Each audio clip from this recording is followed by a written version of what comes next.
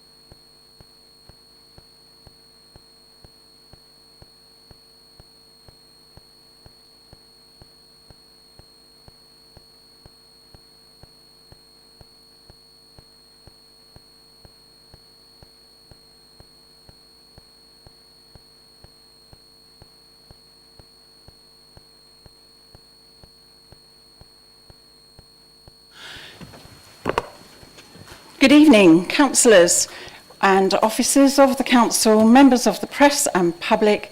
I welcome you to this meeting of the council. If the fire alarm is activated, please vacate the offices via the stairs, either through the security doors to my right or opposite the lifts in the foyer. Please do not use the lifts. Please assemble in Hawley Square on the green. Officers will assist you and advise when it's deemed safe to return to the chamber. Filming of meeting. I would advise that if filming takes place, anyone in attendance in the public areas may have their image captured. I urge anyone filming proceedings to avoid filming members of the public, particularly if there are children present. Does anyone intend to film the meeting? Okay, got you. Any member of the public who objects to the possibility of being filmed may wish to take this opportunity to leave the meeting. Any filming or recording will not be permitted for any item of business where exempt or confidential information is considered, following the exclusion of the press and public from the meeting. Restriction on the use of mobile phones. Would everyone please ensure that their mobile phones are turned to silent and that they are not used to make or receive phone calls while this meeting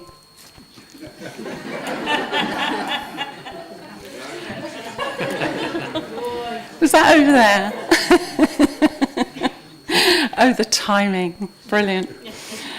Phone calls whilst this meeting is in progress. Item agenda 1, apologies for absence. I've received apologies from no councillors, is that right? Chair. Yep. Councillor Nichols and Councillor Cupp. Thank you very much. Anyone else? No. Minutes of the previous meeting. I moved that the minutes of the meeting of the council held on the 11th of July 2024 be approved and signed as a correct record. Would the Vice Chair please second? Seconded. Do councillors agree? Thank you. Announcements. I'm very sad to inform councillors that former chair of the council and councillor Doug Clark has passed away. I would ask members to pause for a minute's silence in respect of the councillor Doug Clark. I think we'll stand, if you don't mind, for 1 minute.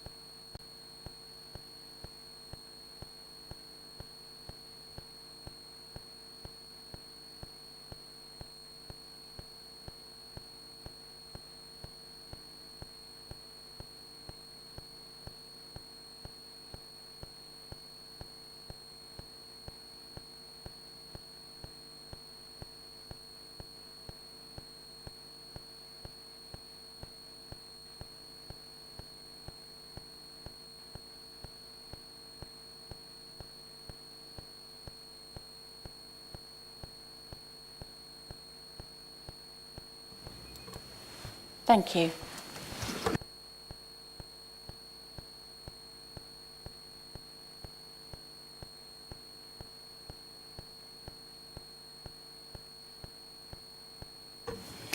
Now, on to a more cheery.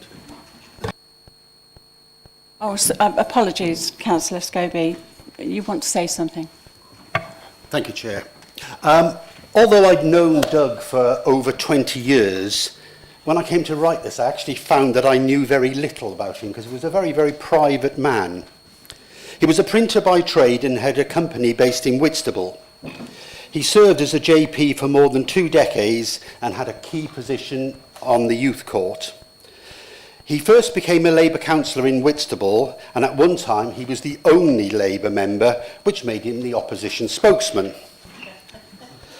He served as a councillor in Cliftonville West from 2003 until 2015 with Linda Aldred and Clive Hart. They were often referred to as Aldred, Clark and Hart, which sounded a bit like a firm of solicitors. He was Mayor of Margate in 2006, a position he treasured, loving all the robes, chains, and enjoyed the social and ceremonial side with his mayoress and partner, Louise. He was a very effective chairman of Thanet District Council from 2011 to 2013, again a role that suited him due to his enjoyment of the ceremonial. Unusually in the Labour Party, he was an active member of the Freemasons, again loving the ceremonial and social side of this. Doug was a very proud owner of a red Jaguar XJ6, and he used to laugh about taking people to polling station on polling day, saying many people thought that he was a Tory. Doug would have been 85 a couple of weeks ago, and was a member of the Labour Party for 65 years, something he was very proud of. After stepping down from the council in 2015, his health continued to deteriorate, and he spent the last few years in a care home near his house in Margate. He died on the 31st of August. Thank you. Is there anybody else that would like to say a few words? Okay, thank you. Now on to something a little more cheery. Councillor Edwards was chairman of Thanet District Council from May 2023 to May 2024. As a mark of respect and gratitude for their time and efforts as chair, Thanet Council presents all its former chairs of a council with a past chair's badge. May I ask him to approach the front bench to accept his past chair's badge and our thanks for his service to Thanet District Council.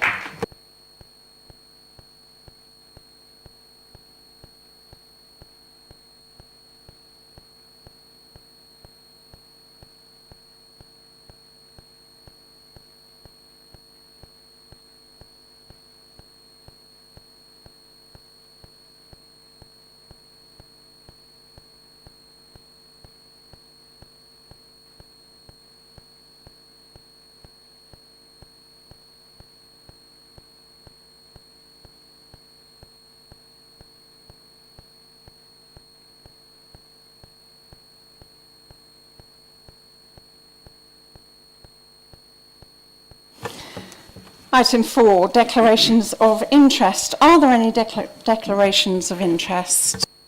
Councillor Whitehead. Thank you, Chair. I would like to make a declaration in relation to item 8D, as I work for a KCC and NHS partnership within social care, unrelated to the hubs, but still linked to KCC. Thank you. Thank you, that's noted. Anybody else? Thank you. Petitions. No new petitions have been received in accordance with Council Procedure Rule 12.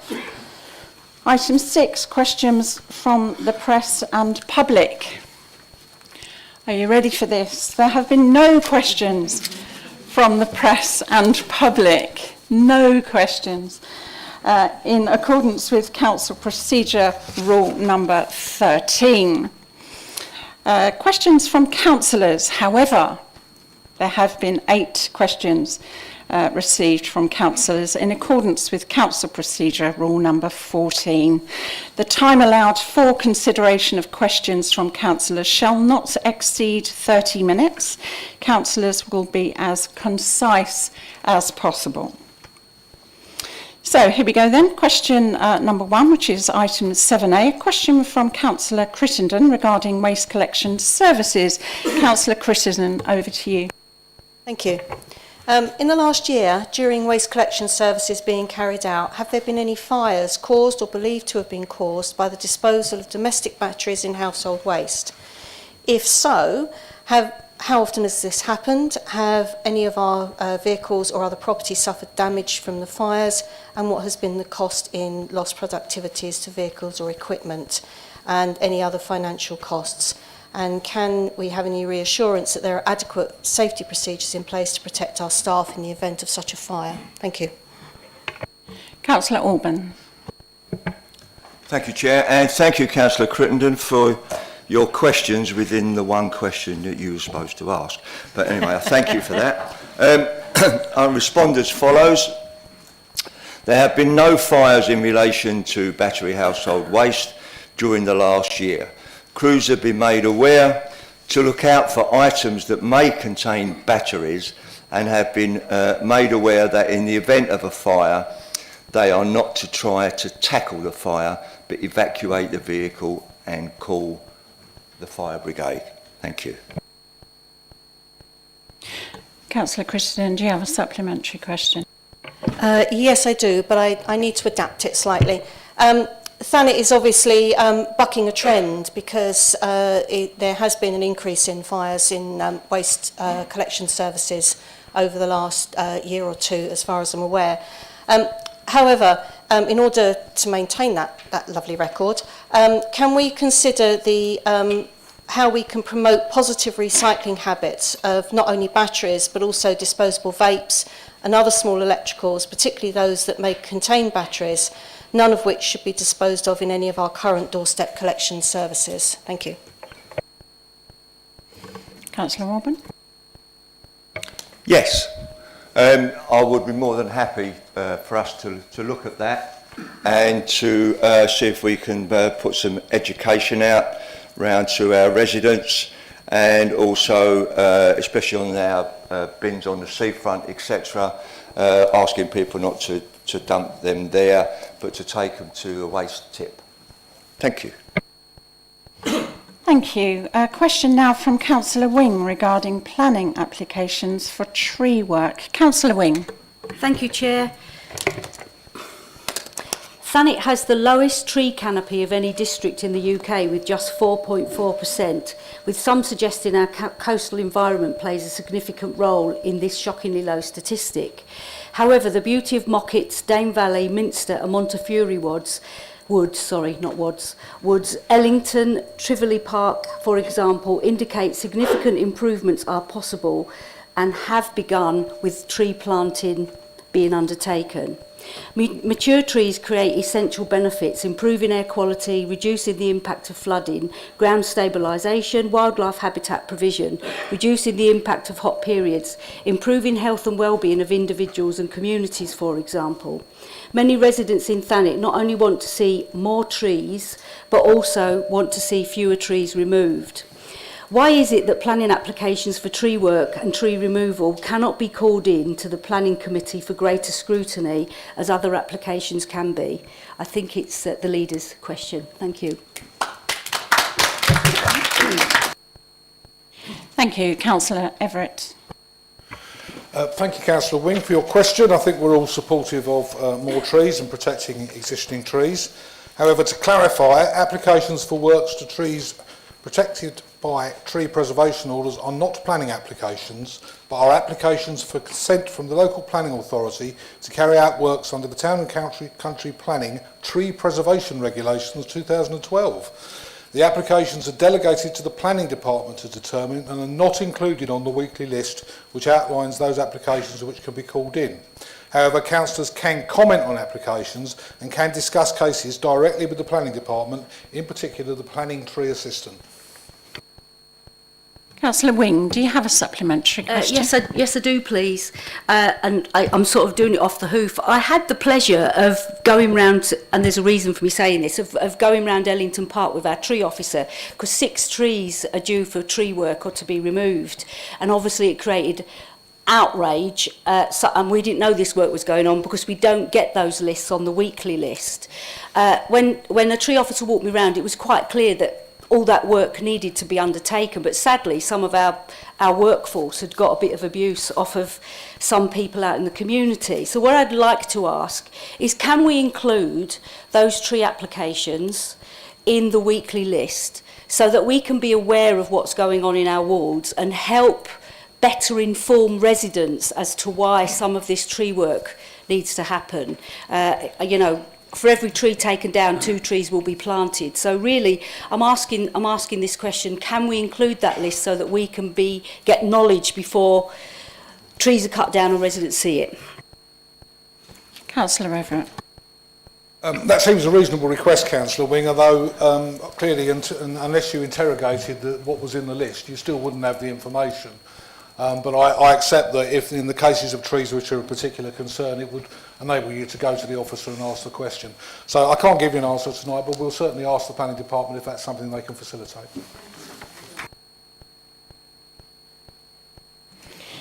Thank you. A question from Councillor Bambridge regarding North Foreland Golf Course. Councillor Bambridge. Thank you, Chair. My question is to Councillor Duckworth. With Labour's notable interest in the amount of land dedicated to golf courses in the country, can I please have assurance for the local community that North Foreland Golf Course, whose freehold belongs to TDC, will not be sold off to developers for housing?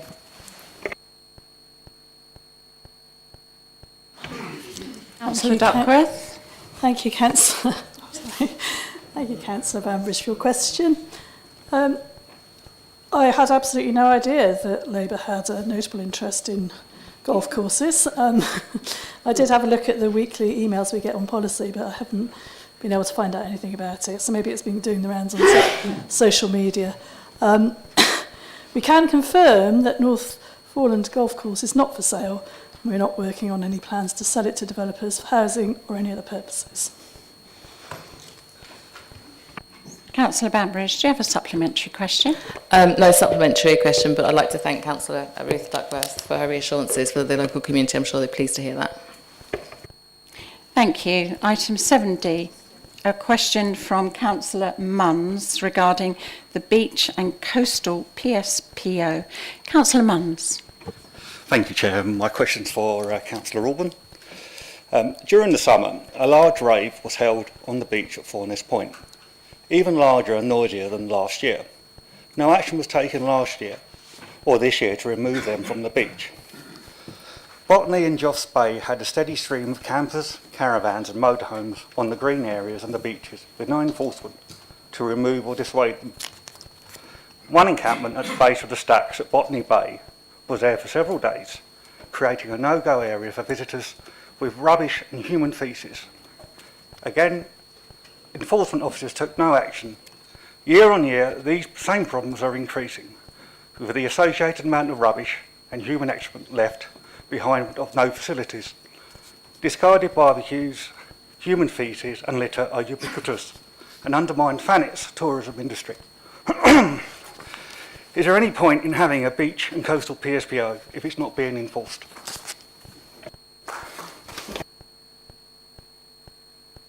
Thank you. Councillor Alban to respond. Thank you, Chair, and thank you, Councillor Munns, for your question.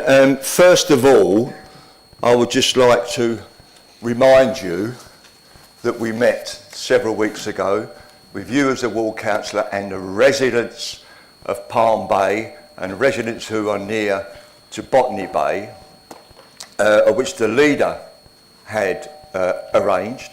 So we thoroughly discussed all of these issues there, so you know exactly what I'm about to say. So I just wanted to just make that clear that we've already discussed this with residents, and I'll answer you as follows. Raves are usually set up and attended during antisocial hours. Raves are enforced by Kent Police. They have specific powers to deal with them. Thanet District Council has an out-of-hours noise service that will respond if 3 or more complaints are received. The council will attend to witness and then involve the police for their enforcement powers. And if I could just say at this point, that rave, the large one that you're referring to, no one reported it to Thanet District Council with the out-of-hours service during that time, and the police had 1 call, and that was after the event. Our coastal enforcement officers are employed to work between the hours of 10 a.m. and 6 p.m. However, they would be unable to stop an event of that size without police presence. In addition, out-of-hours noise officers would also be unable to stop an event of that size without police presence. There was 1 report received on the Tuesday morning after the illegal rave had occurred. The council and the police were unaware of the rave until this time. Coastal enforcement officers had patrolled the area during their duty hours and no reports of activity had been logged. In addition, security officers engaged and managed by Broadstairs Town Council checked the area until 8 p.m. The August weekend that the rave happened was a very busy weekend with the Margate Soul Festival, Tellermole Beach Party and Margate Main Sands, and with events at Dreamland. Therefore, our coastal officers were stationed at areas of priority where these events were held and were working along with the police.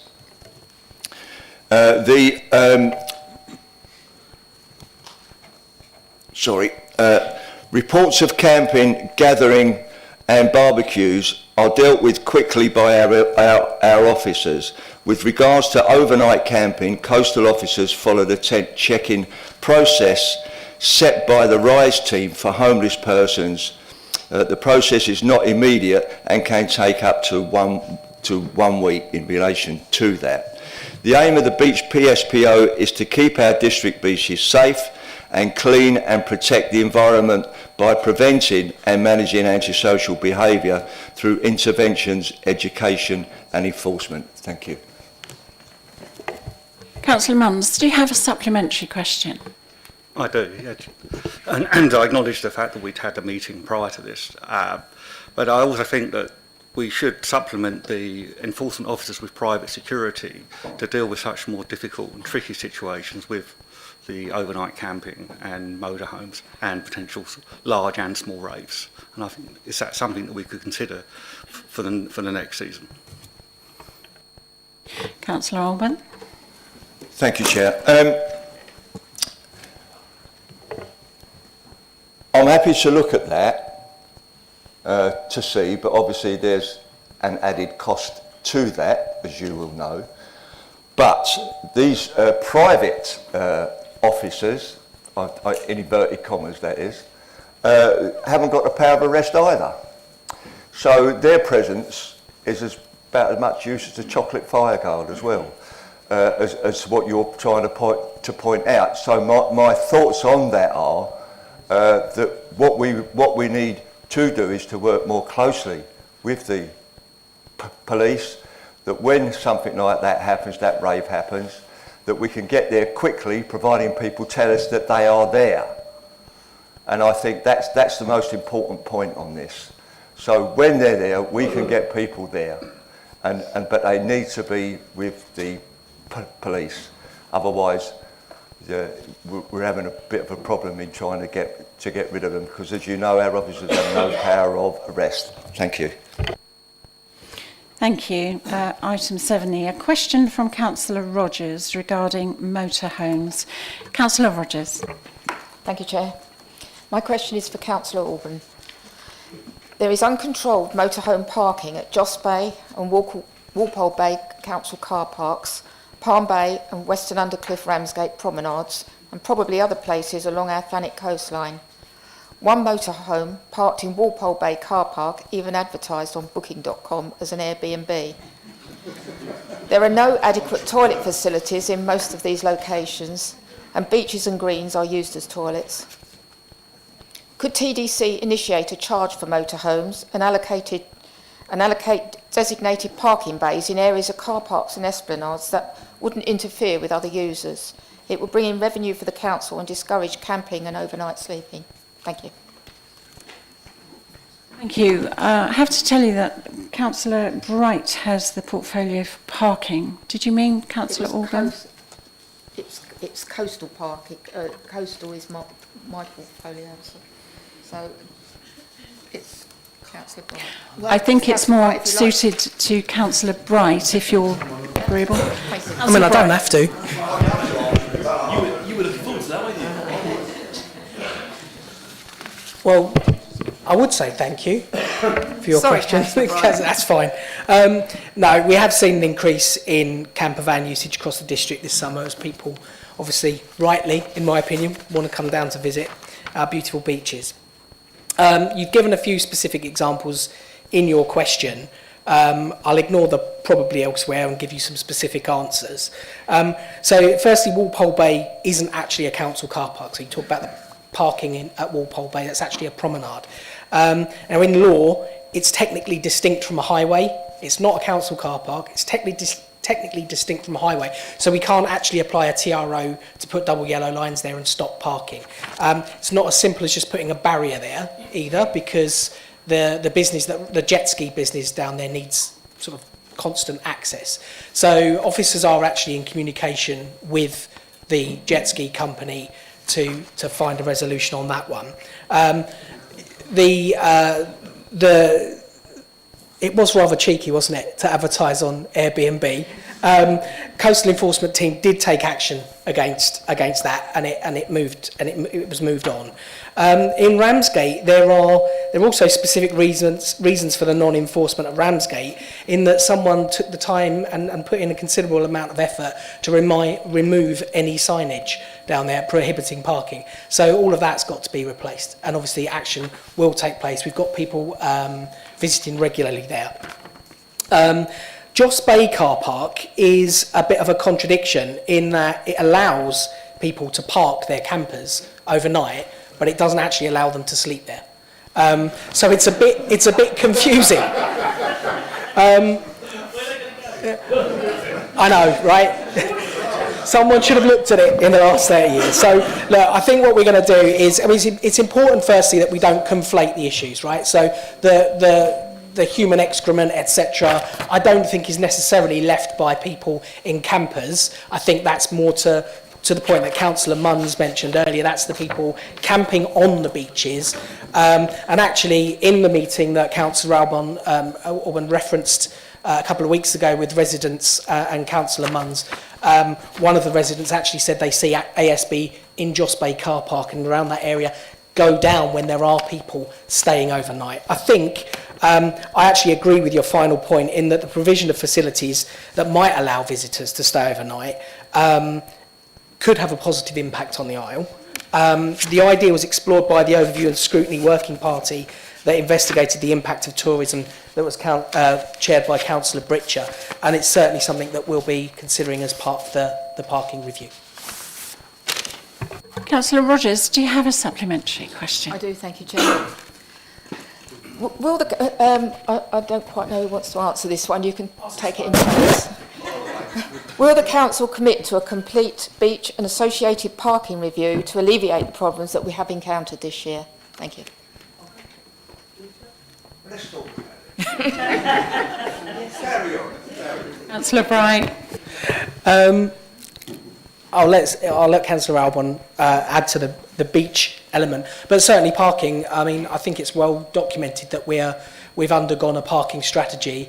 The response to the consultation, we extended it because initially we weren't sure what the numbers were going to be, but as Councillor Dawson's aware, the response to that consultation was considerable. We had well over 4,500, I think, people respond in the end, which is, to the 2 consultations, which is a significant amount.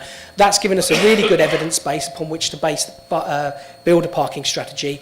Parking and coastal parking and motorhome parking will form a part of that, and it will be coming to council, I hope, before the end of the year, but certainly no later than Q1 next year. Thank you. Next question from Councillor Manners regarding Thanet's visitor economy. Councillor Manners. Thank you, Chair. Events, particularly out-of-season events like the Broadstairs Food Festival and Oso Retro, provide a valuable boost to our visitor economy. This is multiplied where the events are held over several days. Does the Council publish and promote a list of its own venues with clear terms of business for their hire? Do we have a clear calendar of availability? And what support is in place to encourage and support potential festival organisers in navigating TDC's inevitable strictures and regulations? In short, is Thanet as business friendly as we should all like to see? And can we have a review to ensure that this is the case? Thank you. Thank you. Councillor Duckworth, over to you. Thank you, Chair. Thanet has a vibrant events economy and a considerable number of well-established large events as well as new and emerging ones. Our website has dedicated pages which provide detailed information about what is involved in putting on an event and how to apply for use of Thanet District Council owned land, which includes the agreement that event organisers sign up to. There is also a section which highlights the areas which are suitable to be hired, including for what type of events.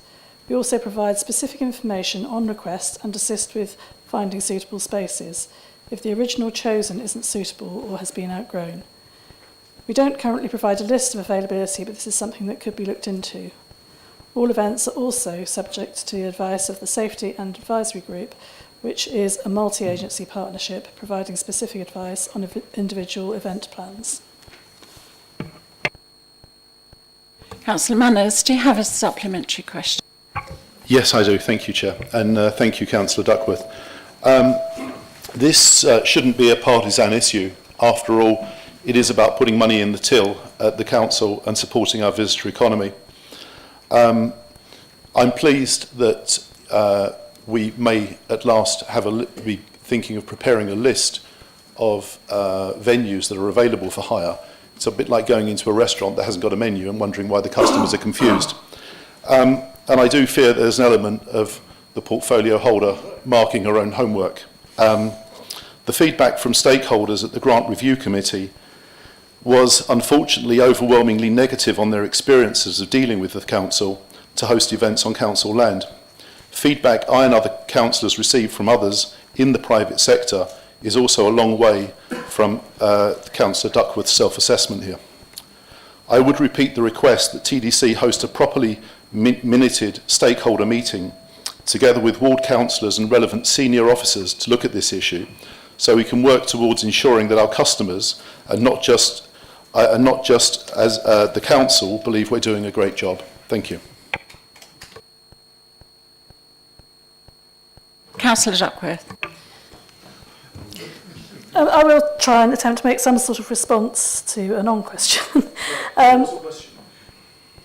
What I would like to say is that we regularly have engagement with residents, and that I will speak with the officer who is in charge of that and see if we can have a little bit of focus on those residents who also run businesses next time round. Thank you.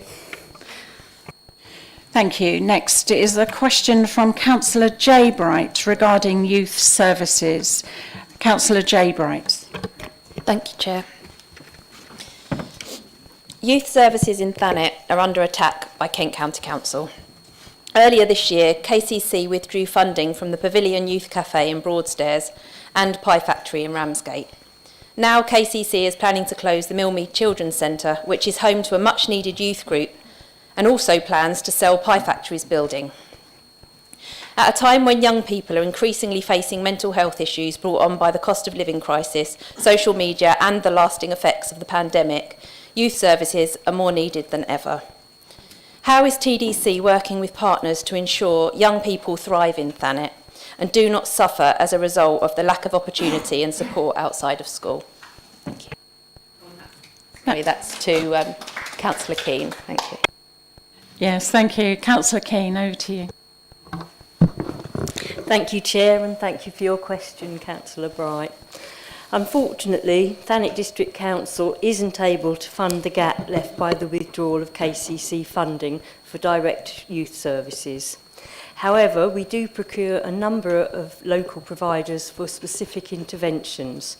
We commission services to support young people both in the community and in schools.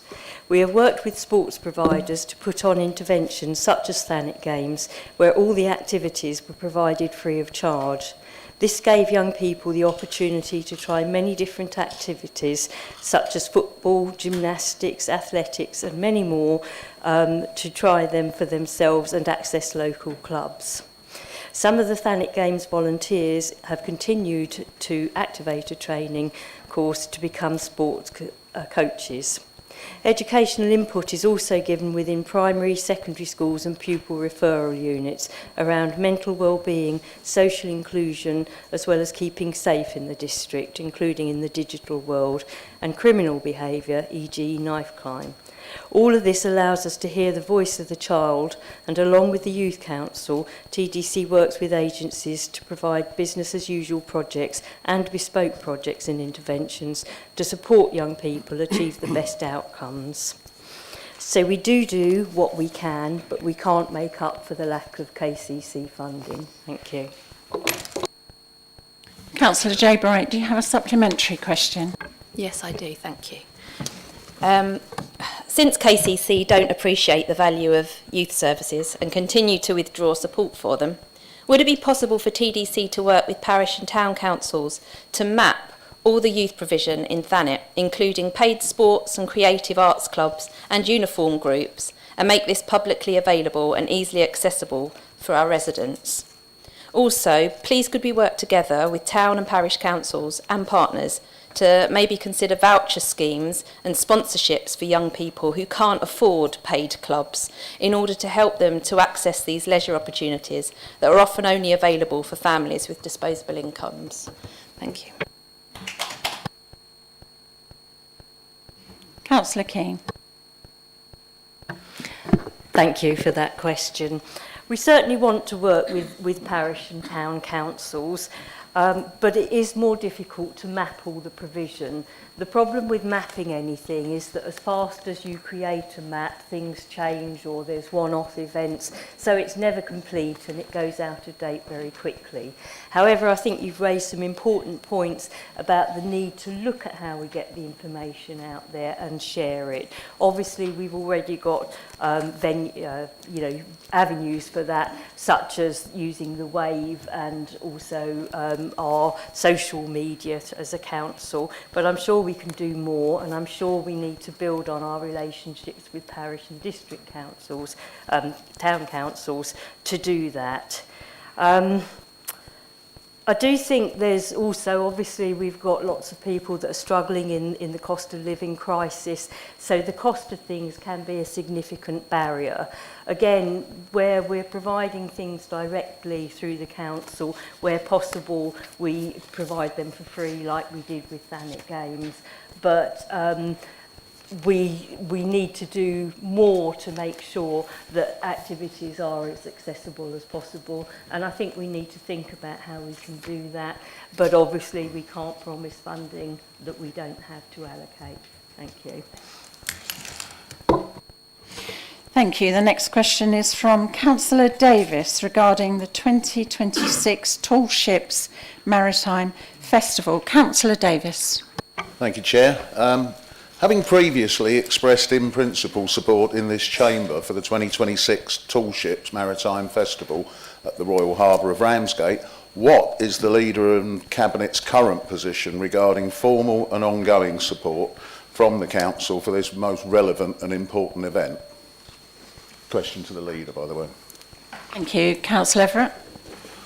Thank you, Councillor Davis. You know, I'd have been really disappointed if you hadn't brought this up this evening, because I had this hunch that you might. And you know that we've had meeting and engagement with the people who are hoping to put this event on. The position is not really changed in terms of how you set it out in your question. Both I and the Cabinet remain supportive in principle of a tall ships regatta being hosted at Ramsgate Royal Harbour, subject to further development of a detailed event plan and budget. However, it's been confirmed to the proposer of the event that without this, the Council cannot consider any financial contribution or resourcing commitment. And I do have to say that the costs to the Council, which have emerged from the work that's been done so far, are not something that we will be able to consider providing. That's the challenge. But our attitude to it and our willingness to work with the people putting this forward is unchanged. We continue to be positive about it, and if it's deliverable, then we're happy to engage with it. Councillor Davis, do you have a supplementary question? And you'll be pleased to hear it's just as succinct as the first. Really welcome the leaders' feedback on that because this event is of huge significance. 10 to 15 million pounds potentially into the local economy is a massive fillet into the traders on this island. There's the opportunity to provide, and we've heard a lot about what we can't do for our youth. This can do for our youth, and we will be this event involves sending people off on training courses with the tall ships, sailing experiences, phenomenal life-changing events.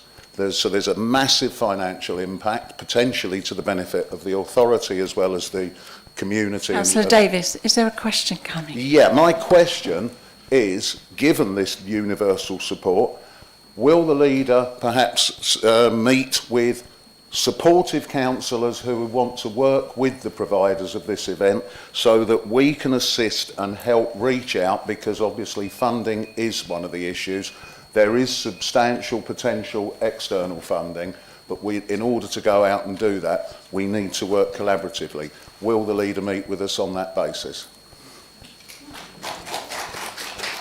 Let me explain a bit more about the funding that's been asked for, because in the meeting, it was confirmed that once the detailed event plan and budget had been established, it was likely a request for cash flow support will be made to the Council, which is estimated to be in the region of £150,000.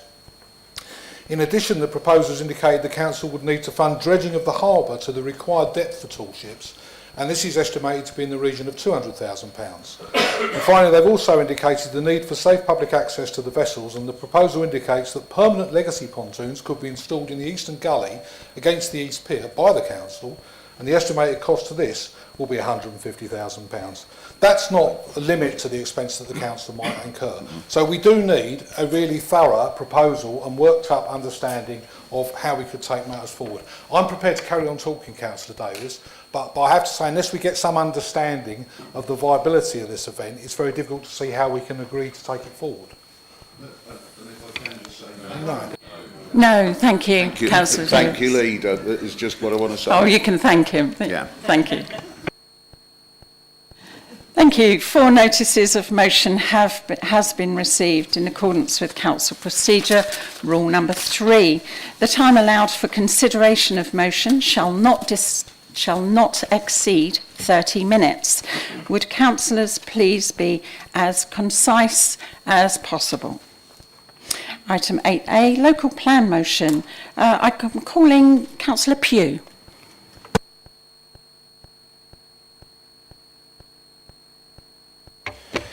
Thank you, Chair. Members, I bring before you tonight a motion for this Council, among other things, to take steps to revoke our local plan. Much has changed since our local plan was adopted, and even more since it was started. We have known for some time that the standard method used to calculate our projected housing need over the plan period and the population projections used at that time were flawed. Thanet has a fall in population and has seen a decrease in birth rates, to the extent that KCC cancelled plans for a new secondary school in Margate. Many councillors, myself included, voted to adopt the current local plan through the threat of government intervention that we now know was never going to come. We voted to adopt it through fear that if we didn't have a local plan, our district would be overwhelmed with housing, but this is happening even now that we do have a local plan. We were told that we must have an up-to-date local plan, but there are local authorities across the country that haven't had one for years or simply have never had one. St Albans, their last local plan was adopted in 1994. Medway Council was in 2003, and they're only just getting round to a new local plan now. The City of York had a plan that was accepted or voted through by council in 2005, but was never adopted. And according to the Labour MP for York Central, she claims that York has been without a local plan for 68 years. Now, Chair, I'm not an expert and I'm not going to guess everyone's age within this chamber, but I think even for us, I think the majority of councillors are younger than 68. So many of us here weren't even born when York had a local plan or needed to have a local plan. We are one of the smallest local authorities in Kent, restricted by the sea on almost 3 sides. But of course, we need new homes, and I'm not arguing that we don't need any.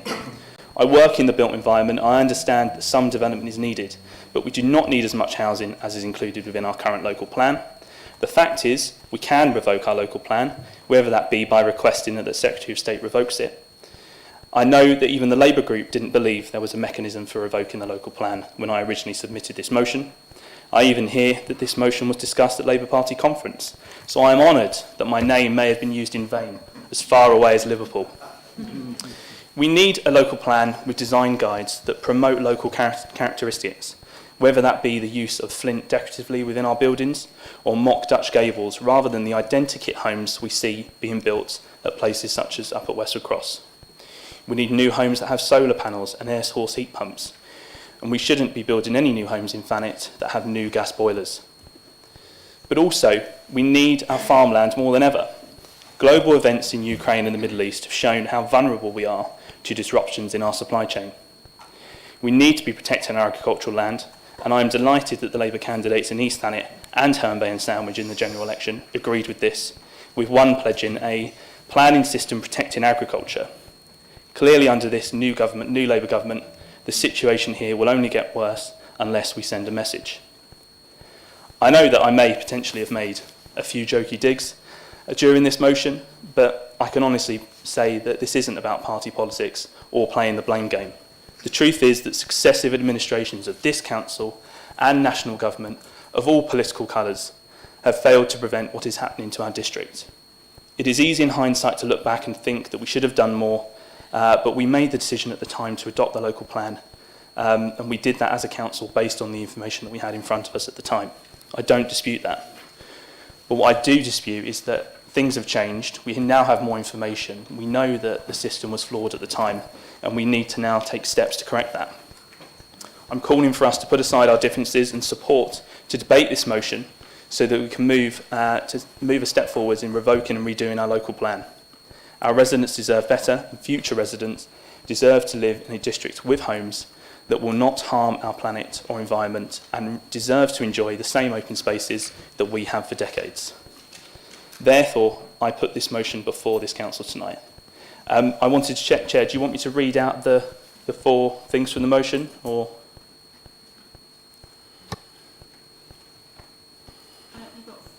You've got 49 seconds. Okay. So I'm known for my speed, Chair. I'll be quick.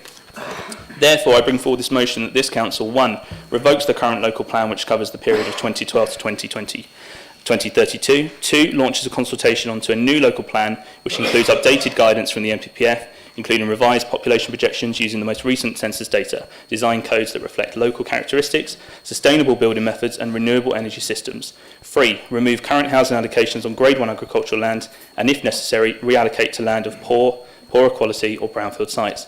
4, will strive to support and bring investment into our high streets in the new local plan by allocating brownfield and underutilised sites within our town centres. Thank you.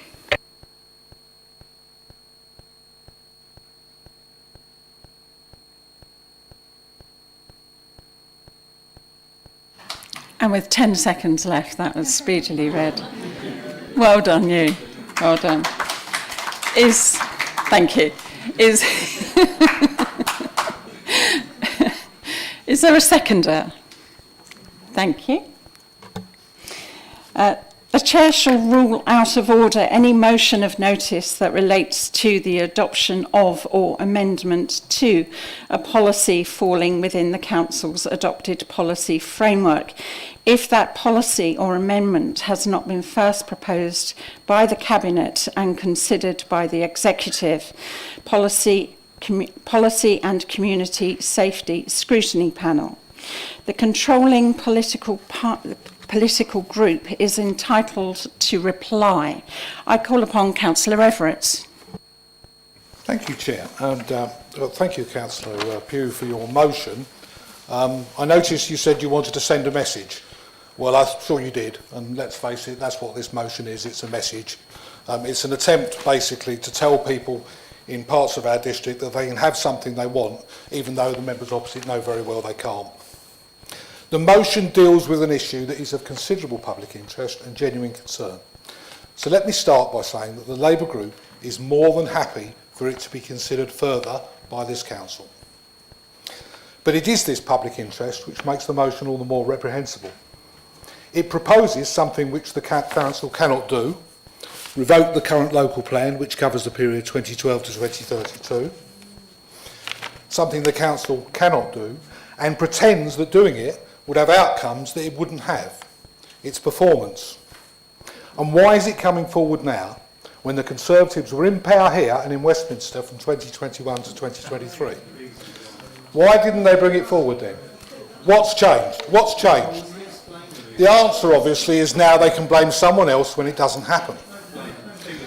Our officers advised in July the council does not have the power to unilaterally rescind the existing local plan before preparing a new plan. There is a power for the Secretary of State to revoke a local plan at the request of the local planning authority. It is understood that no such request has ever been made. Councillor Everett, 1 minute, please. I need quiet, please. Everybody needs to hear what everybody's saying, except the gallery. So please, will you be quiet? Carry on, Councillor Everett. It is understood that no such request has ever been made, and the Secretary of State has never exercised this power. MHCLG advice is that there will be a very high bar for any such request. The Secretary of State would have the responsibility for the decision and be potentially subject to judicial review and significant court costs. The Secretary of State would also be potentially responsible for any damages sought by those developers whose sites have been allocated in the plan that was to be revoked. The justification for revocation would have to be considerably greater than a wish to amend the current plan. The effect of revoking a plan would be a policy vacuum. It will be open season on agricultural land, including that presently allocated, as well as other areas which this council has long sought to protect, such as the green wedges. A new plan must follow the statutory process, which takes years. We have set out the timetable for this in July, but there is a vast amount of work that needs to be done before consultation could begin. The Conservatives know that the housing number methodology is currently the subject of a consultation, but it is very clear already that the requirement for Thanet will not be going down, as it wouldn't have under their own government's methodology. Indeed, Councillor Pugh said that he recognises the need for new homes, and yet there's a Conservative leaflet in circulation which has the headline, "Thanet has too many houses." So I don't really know what his position is. They know it is a complete fantasy that we could accommodate the present housing allocations on brownfield land, with one exception.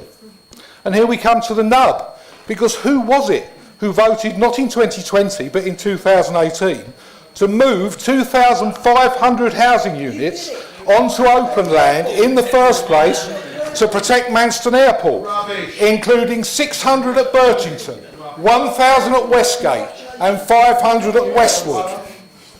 The minutes of the meeting of July 2018 tell us it was the Conservatives and it was the Thanet Independents, including Councillor Pugh, Councillor Bainbridge, Councillor Dawson, Councillor Rogers, Councillor Rozecki, Councillor Dennis and former Councillors Ashby, Bob Bayford and Leslie Game, 3 more Conservative leaders, as well as the former Thanet Independent leader, Councillor Piper, and that serial partygoer, former Councillor Shonk. They all voted to build on that agricultural land. If there were alternative sites, and if there are alternative sites now, why didn't they use them? Why did they put it on this agricultural land which they're now so keen to protect? I will say that Councillor Braidwood voted against it, as did all the Labour councillors, including Councillor Massaface. Unfortunately, this motion is nonsense. But if the Tories wish to continue to discuss it in other forums at this council, we'll allow that. We'll support it. We'll engage in that discussion, because it's only going to expose what they're telling residents as being untrue.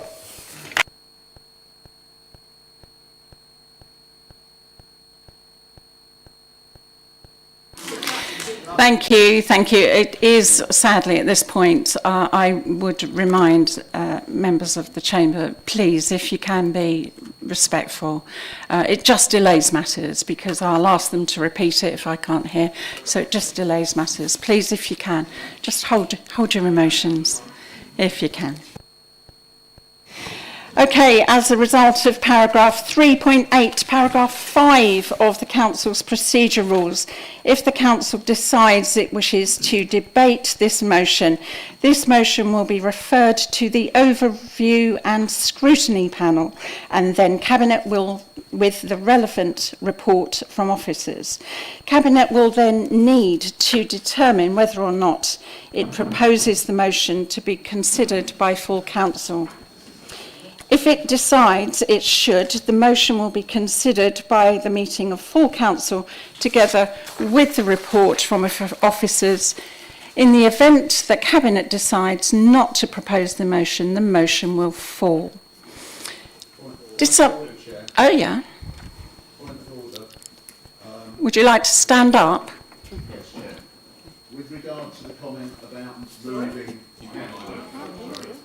With regard to the inaccurate comment about moving housing, I would like it recorded for the record there has never been any allocation of housing on Manston Airport. It is clear... That's not a point of order, Councillor Davis. It is a point of order because no, I'm telling you it's not. Misled. I'm telling you it's not well, a point of order. Misled. I'm telling you it's not a point of order. My point's recorded. Thank you.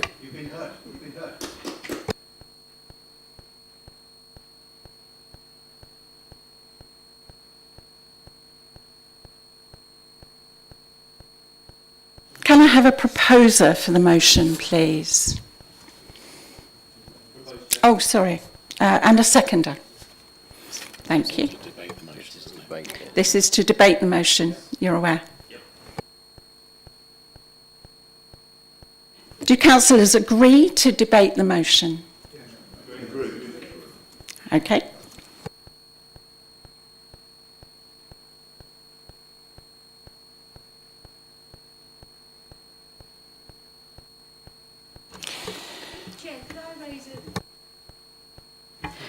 Do we think it's fair that... Please stand up. Sorry. Do we think it's fair that somebody in this chamber should describe another person who's no longer in this chamber as a party goer, and is that in line with the Nolan principles? Not a point of order. I'm advised, Councillor Wing, it's not a point of order. As a result of paragraph 3.8, paragraph 5 of the Council's procedure rules, if the Council decides it wishes to debate this motion will be referred to the overview and scrutiny panel and then Cabinet with the relevant report from officers.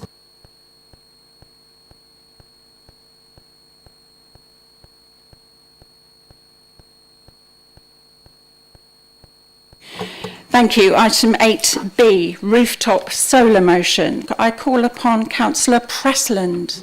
Hello. Thank you, Chair. Thank you, members. Just to clarify, the motion is for solar and rainwater catchment systems on all new builds. All council colleagues will know Thanet Council, under the local plan, has a commitment to build some 17,000 domestic homes by 2030, with a requirement of 1.5 million new homes in the UK by 2035.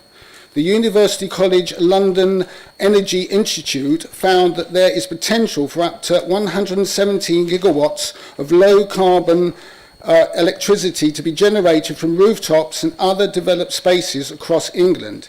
This is substantially more than the government's target for 70 gigawatts of solar energy by 2035. The average cost of a solar panel system for a typical 3-bedroom house in the UK is £9,600, including battery. Solar panels can save you up to £1,014 annually, totalling nearly £30,000 of savings over their lifespan. What is also exciting is it can create a lot of jobs and therefore increase economic returns in a positive way, both locally in Thanet and nationally. Although we do have to factor in the embedded carbon in achieving this, which has to be countered by supporting, I suggest, nature-friendly farming initiatives of food production and biodiversity enhancement.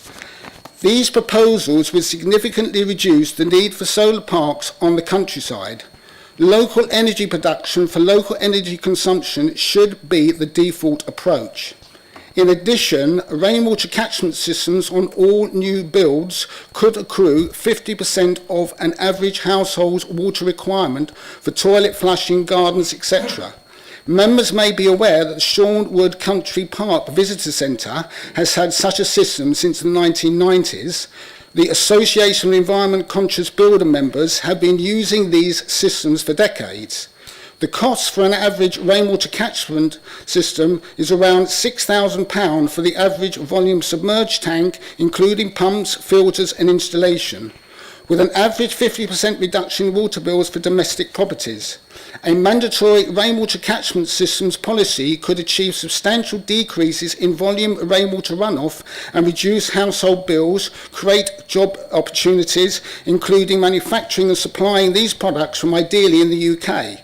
This initiative on 1.5 million new builds would divert approximately 2.5% of the rainwater to domestic property use, let alone to commercial enterprises.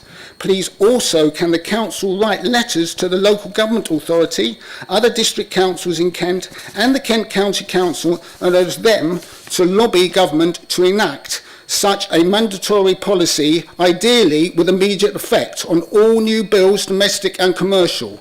I hope members will be willing to debate and support this motion. Thank you.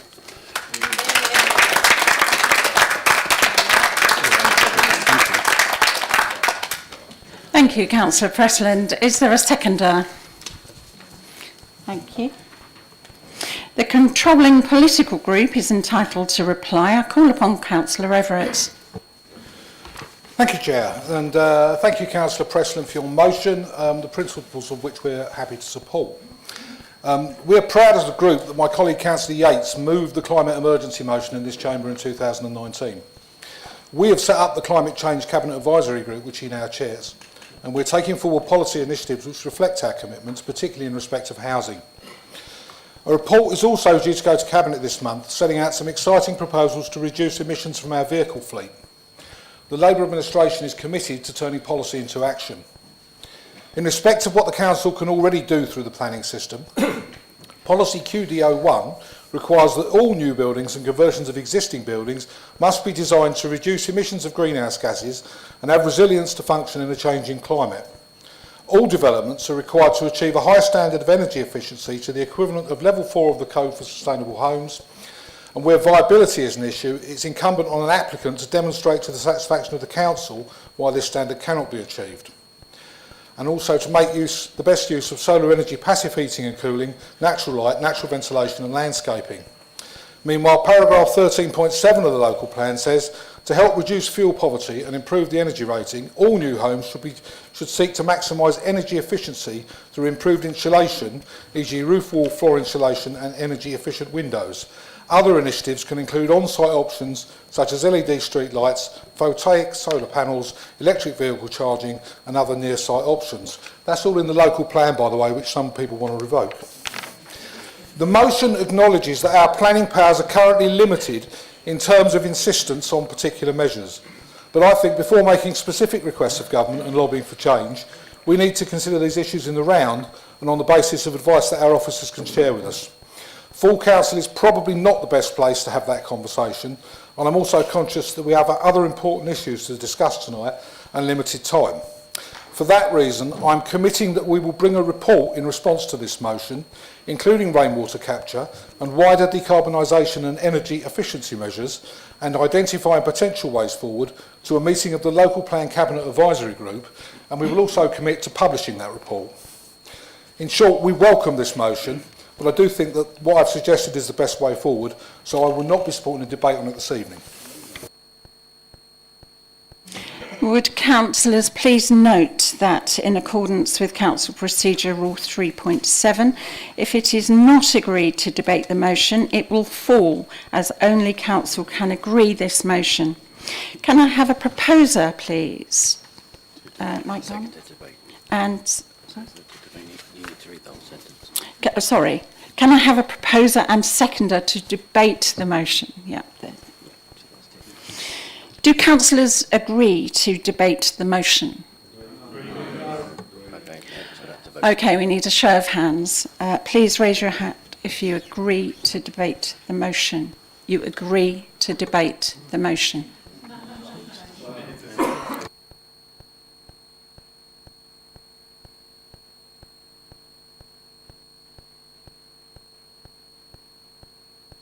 Thank you. And if you do not agree to debate the motion?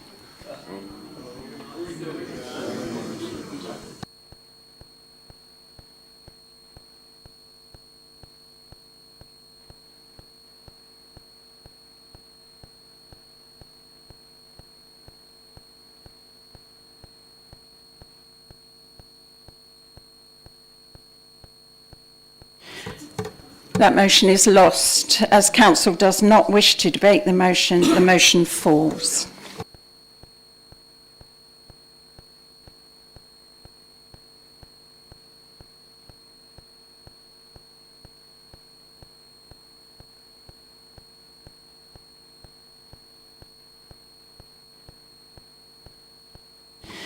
Item 8C, winter fuel allowance motion. I call upon Councillor Fellows.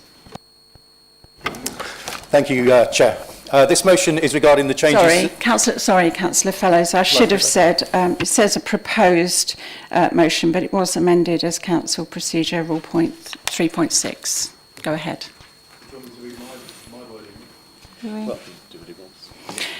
You can do what you like, it's your time. Thank you, Chair. This motion is... Point of order, Chair. It can't be in order for a councillor to read out an amendment from another political group introducing his motion. He's got to introduce his motion. That's exactly what I thought, Leader. Sorry, one moment. Carry on? Just give us a moment, please.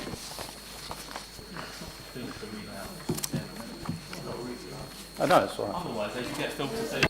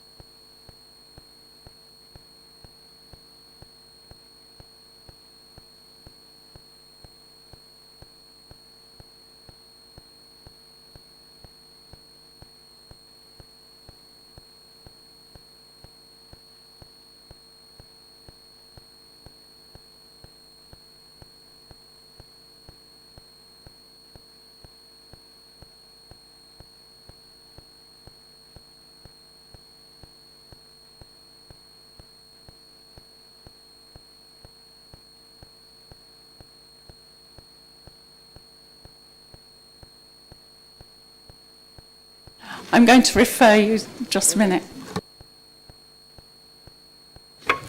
So the way that the rule 3.6 works is that the motion that was put by Councillor Fellows is amended before the meeting happens.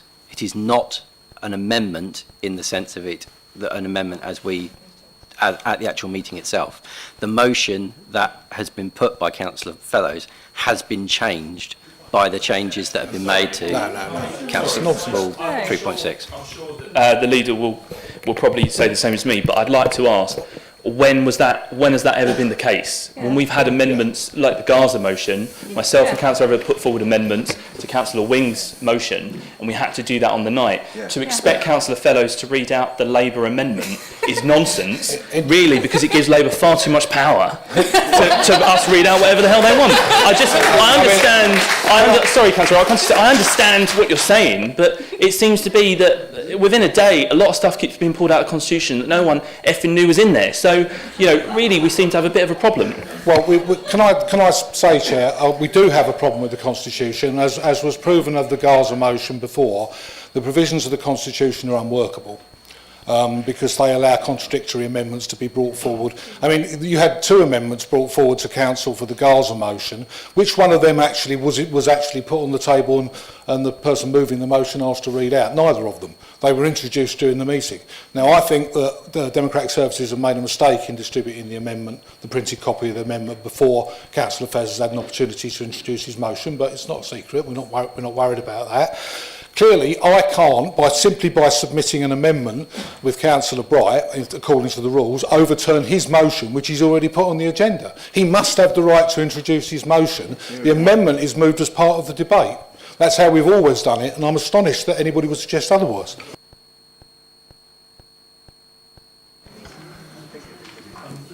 And we need the power. Yes.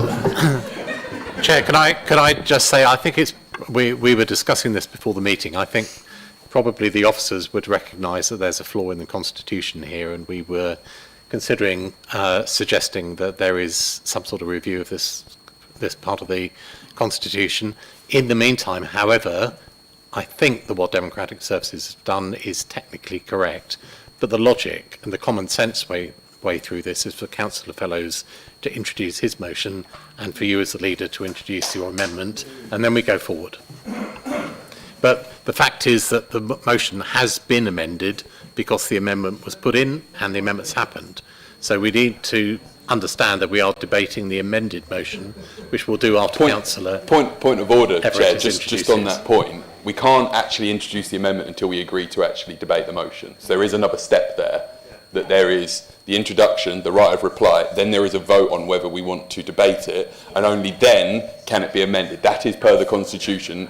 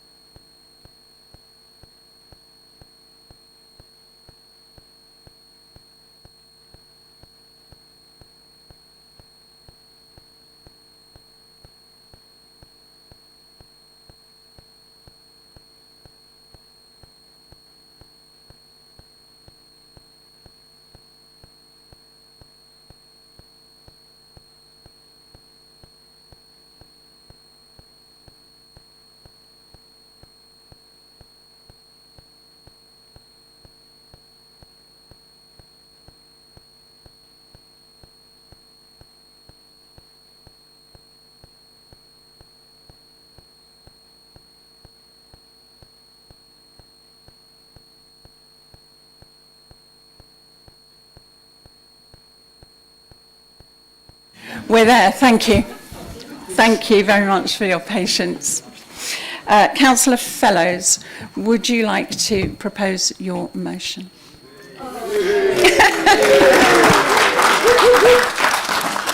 Okay, are we all sitting comfortably? That claps in the group. They agree with it. Thank you. This motion is regarding the changes to the winter fuel allowance and looking at ways this council could help protect pensioners from fuel poverty. The government recently decided to restrict the winter fuel payment to pensioners only in receipt of means-tested benefits like pension credit. The estimated impact of that decision, which Age UK says will mean 2 million pensioners who badly need that money to stay warm this winter, will not now receive it. In Thanet alone, 26,648 pensioners will lose their winter fuel allowance. In my village, 60% of our residents are retired, so this is something I'm really concerned about. Winter fuel payments play a significant role in helping older residents of Thanet afford heating during the coldest months, thereby preventing the heat or eat dilemmas and safeguarding health. The criticism from Age UK, the Countryside Alliance and other charities highlight the social injustice and the potential health risks posed by this sudden political policy change. The additional strain this decision will place on vulnerable pensioners, many of whom do not claim pension credit despite being eligible, further exacerbate their financial hardship. It's reported that nationally 780,000 of our older people could be eligible for pension credit, but they may not be aware of it. I believe that the winter fuel payment has been a lifeline for many older people across the UK, and restricting its availability solely to those on pension credit risks leaving many pensioners in financial hardship. While some pensioners who receive the winter fuel payment may have not required it, many thousands across Thanet sit just above the cut-off of pension credit and will now lose their allowance. The decision to means test the winter fuel payments, especially at such short notice, without adequate compensatory measures, is deeply unfair and will disproportionately affect the health and well-being of some of our older residents. The government's approach also fails to consider the administrative barriers.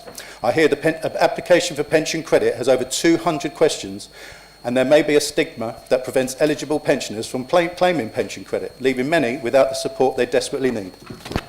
So, members, this motion, in the first instance, requests to bring forward immediately a council-led awareness campaign using TDC's communication channels and social media platforms to alert those eligible of pension credit, which in some respects will help access to the winter fuel payment for those in need, most in need.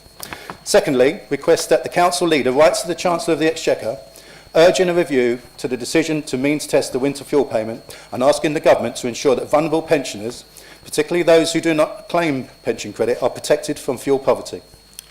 Thirdly, commit this council to signing the Save the Winter Fuel Payment for Struggling Pensioners petition being run by Age UK, and write to all council members, encouraging them and offering them the opportunity to sign the petition themselves. And finally, encourage local efforts to promote pension credit uptake through this council's partnerships with local charities and community organisations to ensure that all eligible pensioners in Thanet are supported in claiming their entitlement. I do hope that councillors from all sides of this council support this motion. Thank you.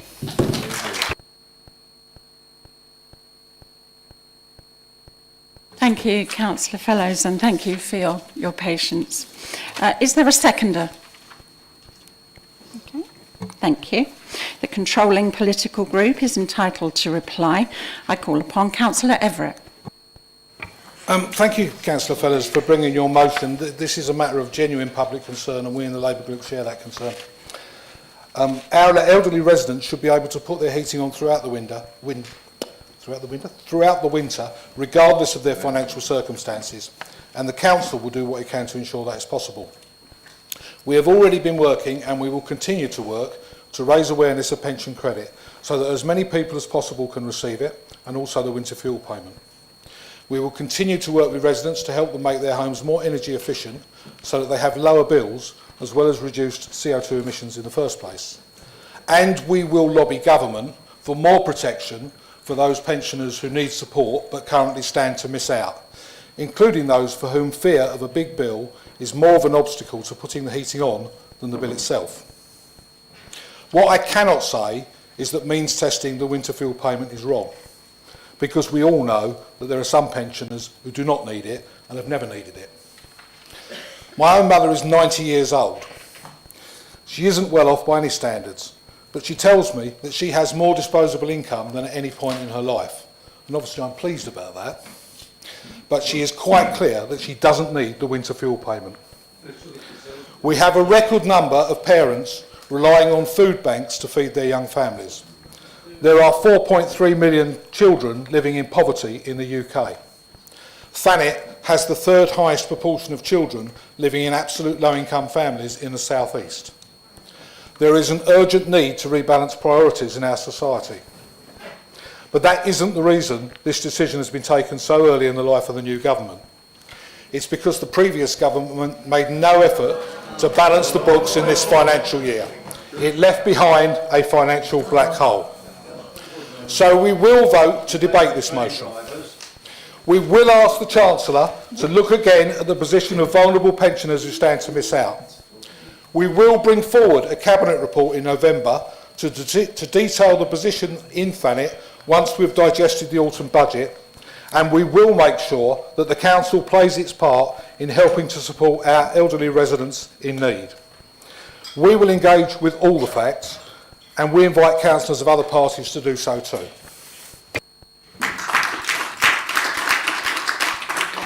Did you have a point of order? Strict point of order, Councillor. I just wanted to respond to that my motion... No, not a response. Sorry. I'm sorry, Councillor Fellows. Would councillors please note that in accordance with Council Procedure Rule 3.7, if it's not agreed to debate the motion, it will fall, as only Council can agree this motion. Can I have a proposer and a seconder to debate the motion, please? There's one. Councillor Davis. Thank you. Do councillors agree to debate the motion? Agree. Thank you.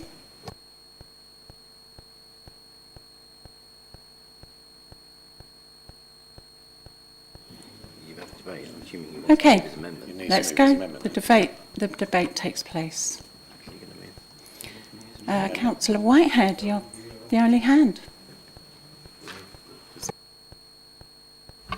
Well, I will acknowledge I was expecting further debate and me not to be the only person speaking, but there we go, as this is quite a large issue. But yes, as has been discussed, I would like to bring an amendment to the motion based on the following points. I've spoken before at Council about the purpose of motions and why we bring them.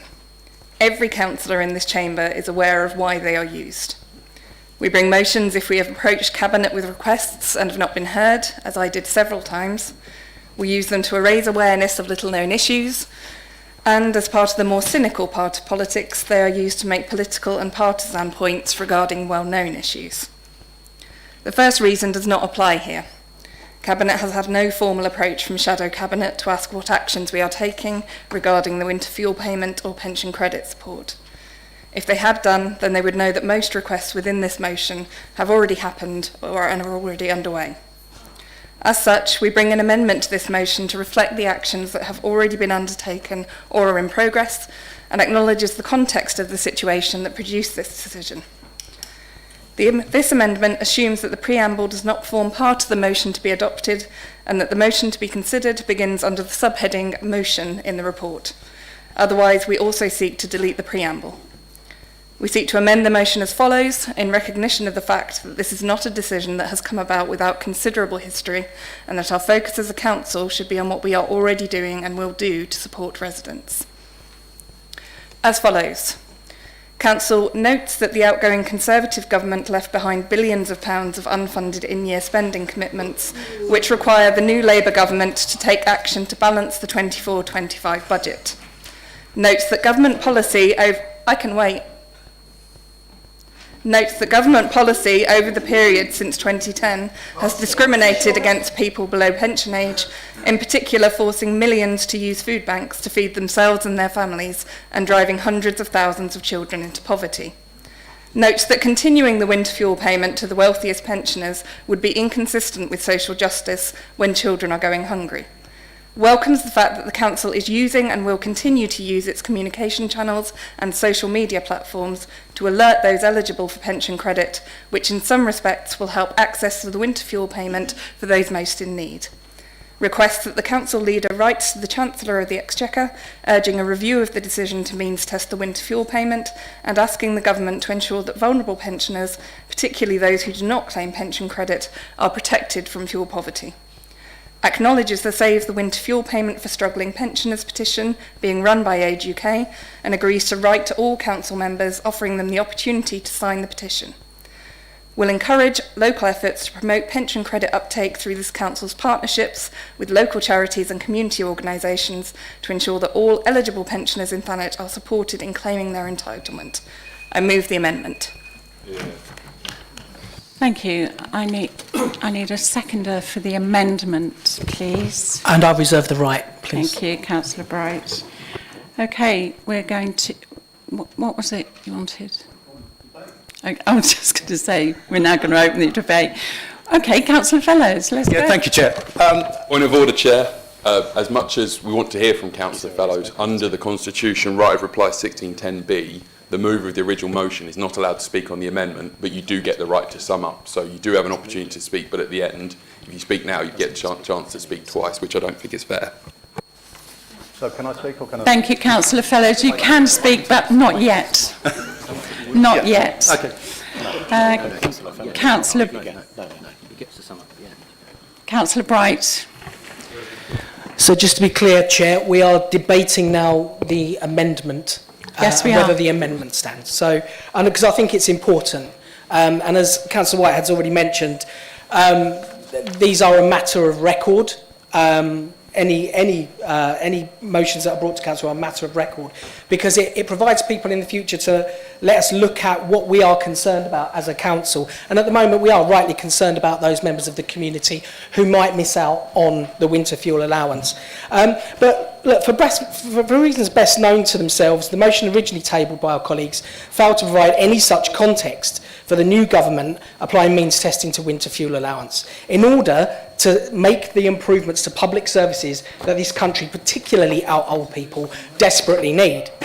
The Labour amendment rightly states that the underlying cause is the massive £22 billion gap in the nation's in-year public spending. It's quite a lot of money, Councillor Pugh. It's quite a lot of money. Now, can you stop the clock while they shout at me, and then we'll start it again when you're finished? No, the parents are. So, can I go now? Yeah? Thank you. So look, this gap isn't down to some unforeseen financial disaster that you weren't aware of or that your government wasn't aware of. This is actually people sticking their fingers in their ears and just ignoring problems, ignoring overspending year on year on year, and not doing anything about it because they couldn't face the truth. They couldn't face the fact that they were out of control. Now, sadly, we see this from the opposite party at all levels of government, as some of us have found out. So moving on to the second point of this amendment, let's all acknowledge the utter neglect of this nation's young people by the Conservative government over the last 14 years. In 2010, and I know it's funny, I know it might be funny to some of you, but some of us deal with young people a lot, and it is a real problem. So in 2010, when the last Labour government... Hey, Council, please, stop. It's no good because we're just going to have these interruptions. This is a debating, it's supposed to be civilised, it's not a football match. Please, will you be quiet? I'm a rugby man, Chair, so I'm not used to going to football. So, listen, I think...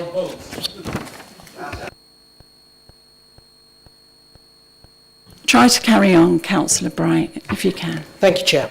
Right, I shall go back to when I was saying that in 2010, under the last Labour government, it's a long time ago, when the last Labour government left office, there were 35 food banks in this country. In February this year, as of February this year, there were 2,800 food banks in this country, used by 3.1 million people. That is a signal of how successful your party were in destroying the fabric of our country. And today, the Conservatives failed our children to such an extent that as their European peers grew, ours are literally shrinking due to poor diet and NHS cuts.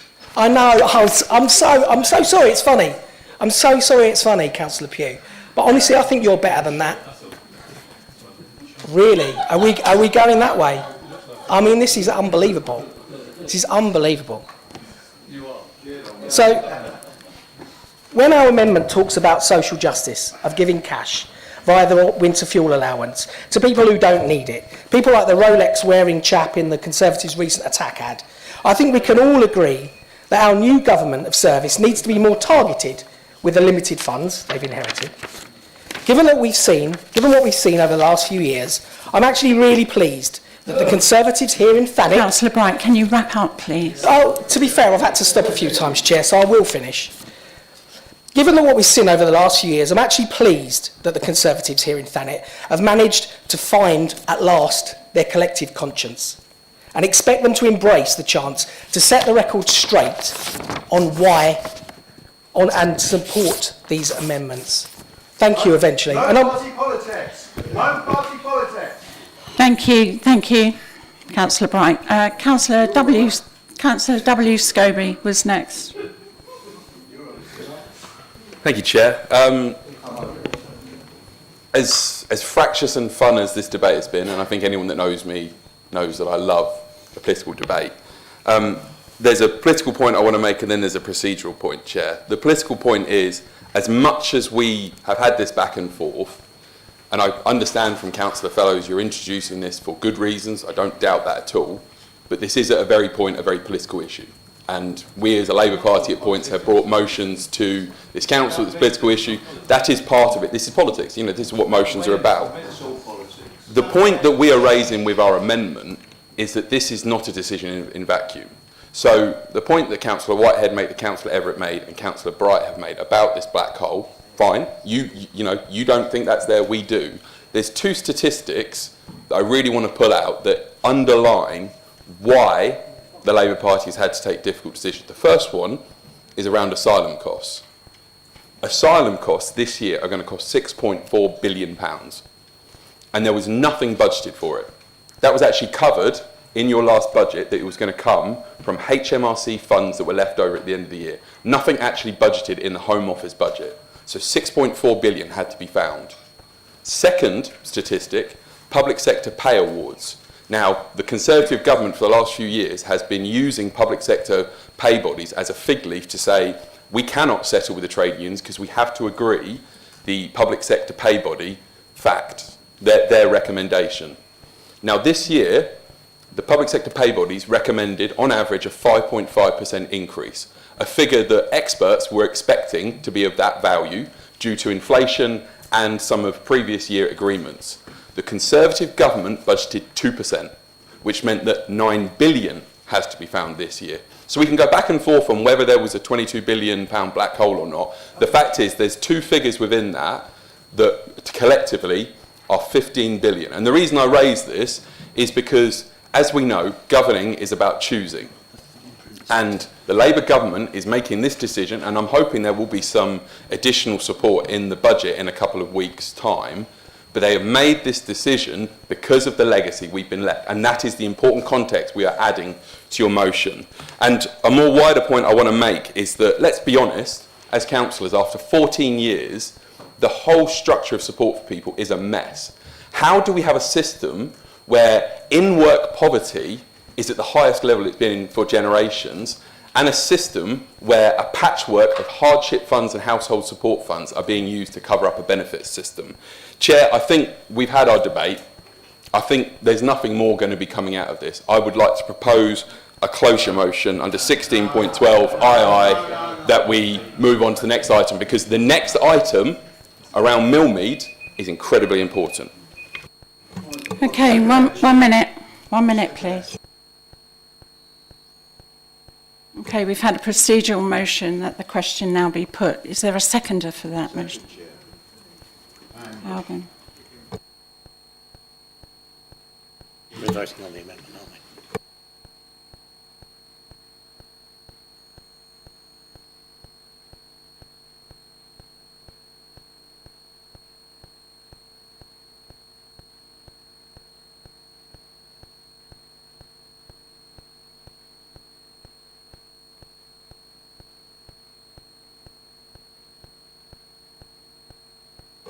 So we're voting now on the question will now be put. No. Some of us had hands up before that before that point of order. I've got a list here. Was posted. You know, again, we sit here as a party that's been quietly sat here. We have tried not to get involved in what is basically a white man's bear pit down there, and now a motion has been presented that stifles the debate of other people in this room, and it's utterly unfair.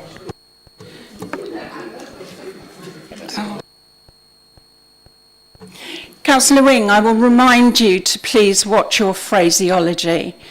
Please watch your phraseology in this chamber. There's no need to reply to me. Just I'm asking there is, you to watch your phraseology. We've had somebody make a reference to a councillor earlier on in this chamber with no discipline. Please be quiet. I'll just keep repeating it. Please be quiet.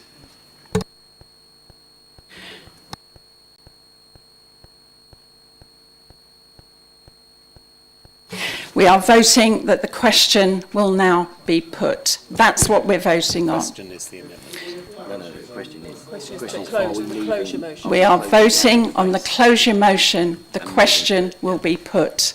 Please raise your hands if you are in agreement that the question shall now be put.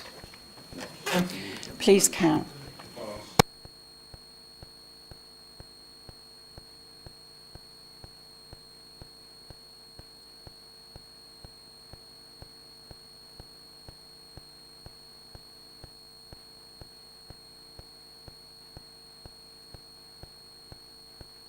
And those against that the question shall not be put.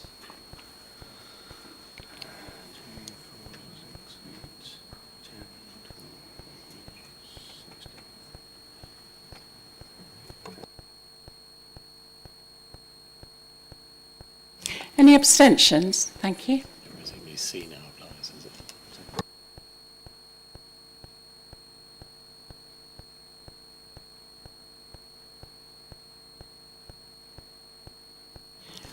We've agreed to move on the amendment now.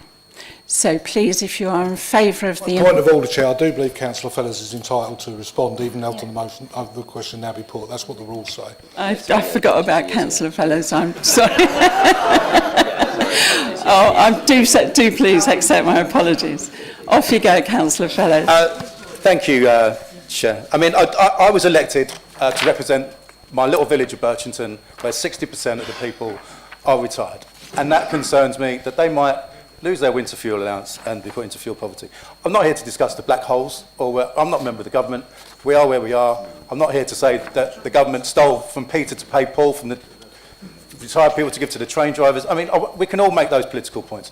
The point I'm making here tonight is that we want to raise awareness, you know, that people can apply for pension credit and not fall into fuel poverty this winter. I mean, I'm looking at the amendment. I mean, okay, from bullet point 5 down, I accept there's a few semantics in there, and I accept that those can be brought. But the first bit, to add politics into my motion, which I've not mentioned politics, I haven't brought anything into it. All my motion was is so this council can raise awareness for older people in our district to claim for pension credit. You can all make your political points, that's fine, but don't bring that into my motion. I'm sorry.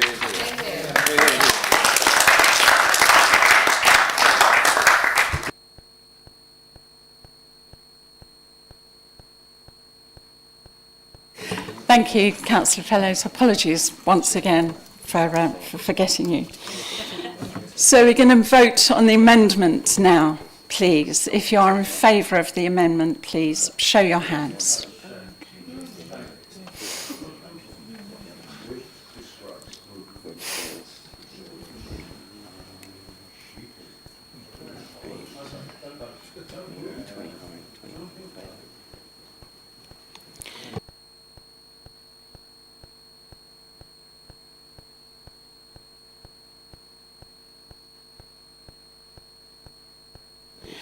Thank you. And against the amendment, please show your hands.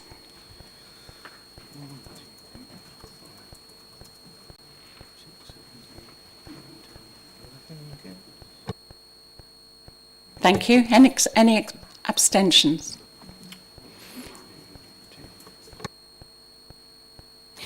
The amendment is agreed.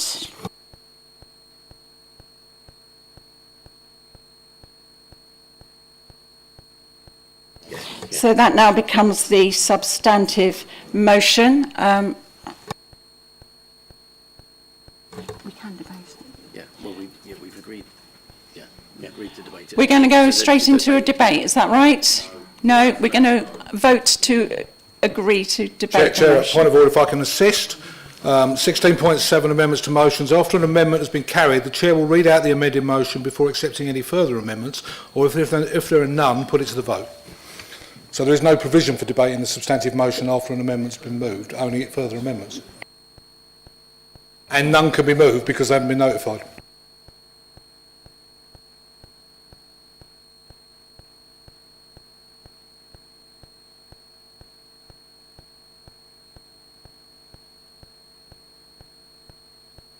Councillor Everett, you want me to read out the entire page?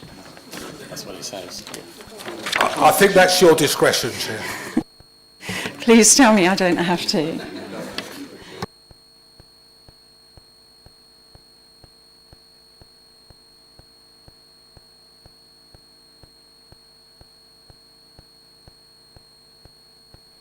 So I just want to make everybody aware that this now is what we're going to debate on. This is now the motion. We're going to... No debate, we're just going to go straight into vote. This is, if you're confused, this is what we're voting on. Everybody clear? Okay, please, if... The one you have here is the amended one, yeah.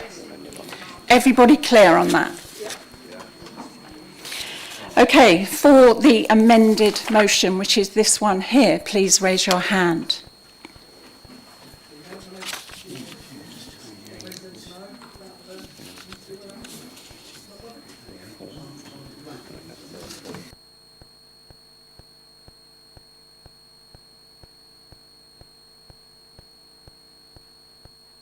Thank you. And those against? And abstentions, please.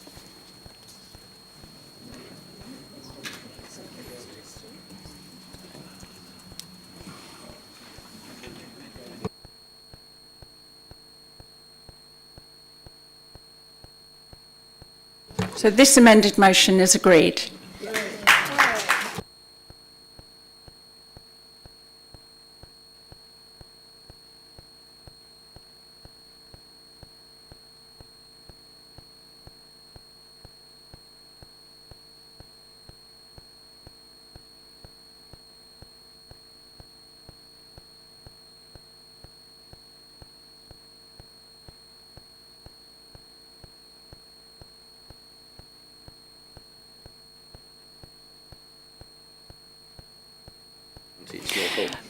With your agreement, Council, we're now an hour in. We've used up the extra time that we had for the non-members and non-public and press questions. We've used up that time. We've got one more motion left. Do I have your agreement? We'll just go into that motion. Yes. Yes, thank you.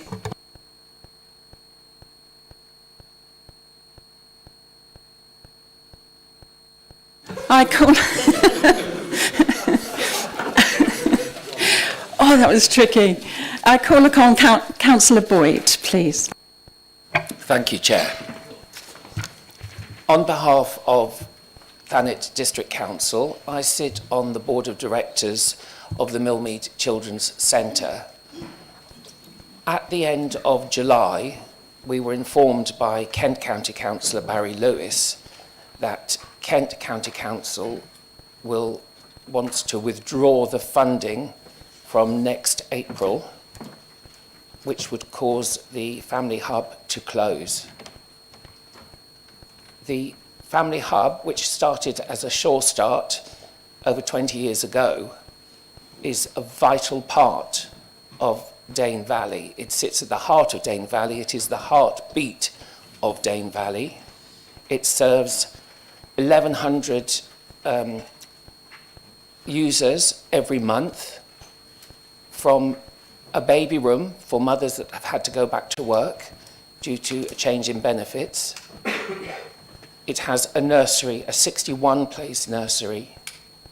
It has a food bank. It has a warm room for people that can't afford to even turn their heating on. There's a safe room for people that are living under domestic violence. There's adult education. There are people who are unable to read or write, and they have classes to help those people. Without the funding from KCC, which is about £235,000 per year, that will force Shorestite Children's Centre Family Hub to close. Ironically, Millmead Children's Centre was asked to pilot the Family Hub scheme, and they were so successful that they rolled it out across Kent. This is a very heartless decision to stop funding something that's so essential for the youngsters, for the families. So my motion is as follows. Thanet District Council condemns the proposal by Kent County Council to withdraw funding from the Millmead Family Hub. We stand fully behind our formal response to the recent consultation, noting in particular that relocation of these services is likely to have a significant detrimental effect on take-up and consequently on the lives of those affected in an already severely deprived area. We believe this impact is out of all proportion to any immediate savings. We call upon the leader of KCC to attend Millmead together with TDC Cabinet and ward members to hear for himself from those directly involved about the impact of his authority's proposal on the residents who will be adversely affected. Thank you.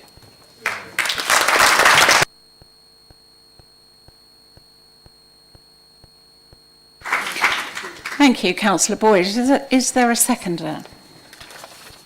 Thank you. The controlling political group is entitled to reply.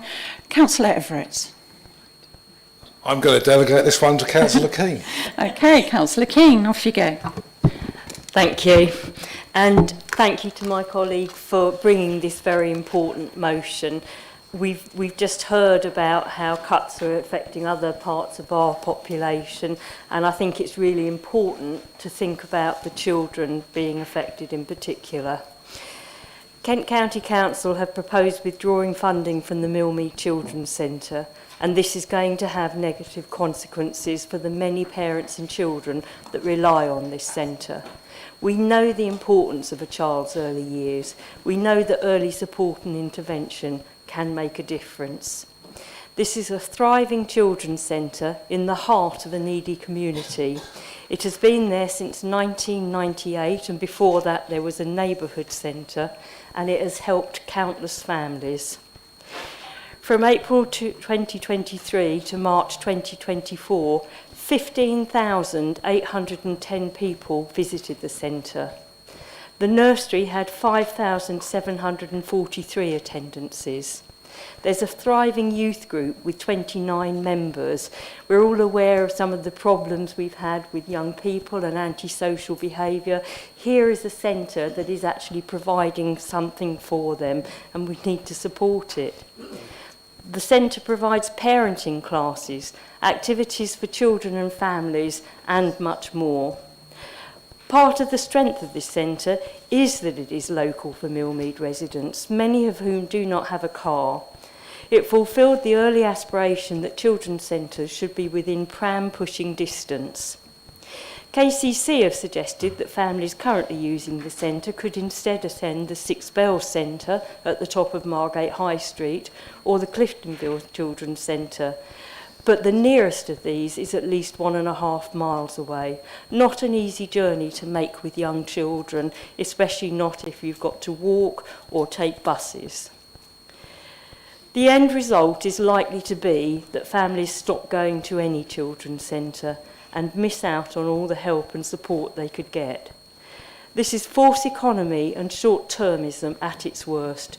Children's centres help prepare children for school so that they can benefit from education, improving their future life chances. Parents facing difficulties will have lost a valuable avenue of support. Those with mental health difficulties will become more isolated. The long-term impact of this will be more costly intervention further down the line, and I fully support this motion. Thank you.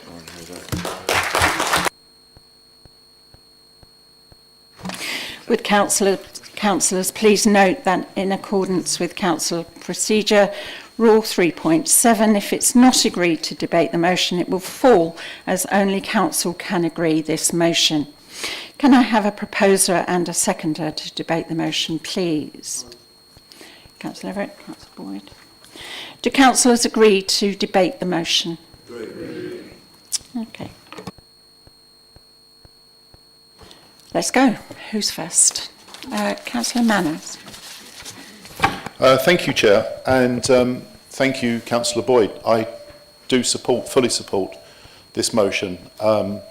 Kent County Council's finances are not within our purview, and we know that statutory services, social services, children's services take a huge proportion of the budget and leave very little of the cake for frontline services, which are really, really important to our local communities.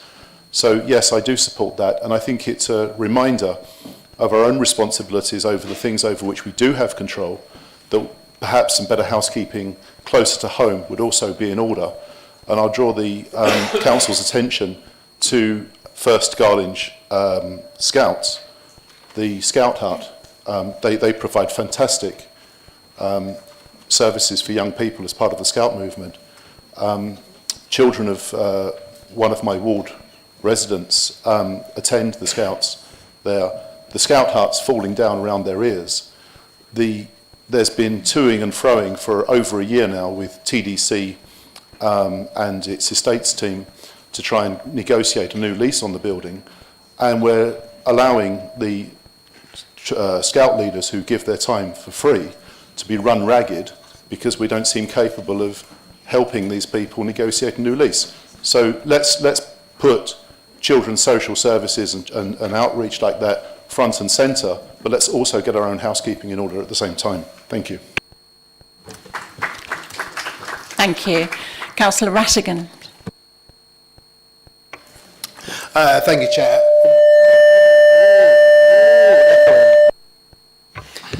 Thank you very much, Chair. I'd just like to say I really support this motion. Going back in the early days of Sure Start, I've done a lot of work with Francis Rehau. When they first started the centre, I was doing case studies for a lot of the Sure Starts across the Kent. And to be fair, when I first went there, I thought, do you know what, they're smokes and mirrors, they're just here to show we're doing something. But actually, after spending a few days in these centres and seeing what they actually meant to these parents, how it broke that chain where a lot of these parents hadn't, their parents hadn't worked, grandparents, and now they're getting back into employment because of the training that sort of Sure Start offered. Again, with the early education, again, it's fundamental. And it is, I know it's a sort of cross-party thing, but it would be such a shame for that community to lose that asset. Thank you. Councillor Packman. Thank you, Chair. These cuts will have nothing but a negative impact on Dane Valley and the surrounding wards. We face dire consequences locally, an increase in crime, worsening health inequalities, growing social isolation, and deteriorating mental health, as well as cost implications for us as the local council. If KCC continue with their proposal, costs will go up for all statutory services and voluntary community and social enterprises. I want to extend my heartfelt thanks on behalf of Dane Valley residents that the Cabinet visited the centre a few weeks ago. Your presence demonstrated a strong commitment to supporting Millmead Family Hub, and I know from conversations with the Chair and the Board your visit has encouraged and uplifted them. However, it is crucial that this level of support extends beyond just a few. I urge all councillors in this chamber to unite in a cross-party effort to support this motion.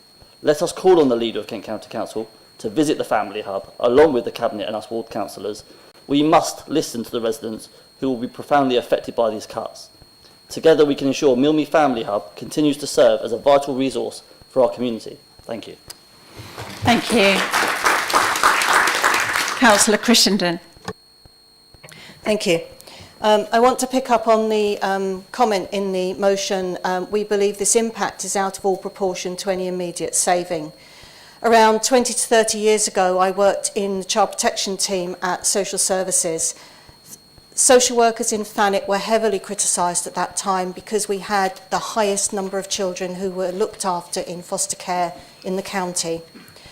Eventually, after they tried to knock us into shape a few times with lots of management changes, they realised that the reason we had such a high number of children who were in foster care was simply because we had no family services at all. And we are seeing not only the decline in Millmead going, we're seeing the decline in youth services and everything else. This closure is just yet another step backwards into the situation that we had back in the 80s and 90s, where we had no family services and children were at risk because we could not support families in any other way other than the drastic measure of taking children into foster care.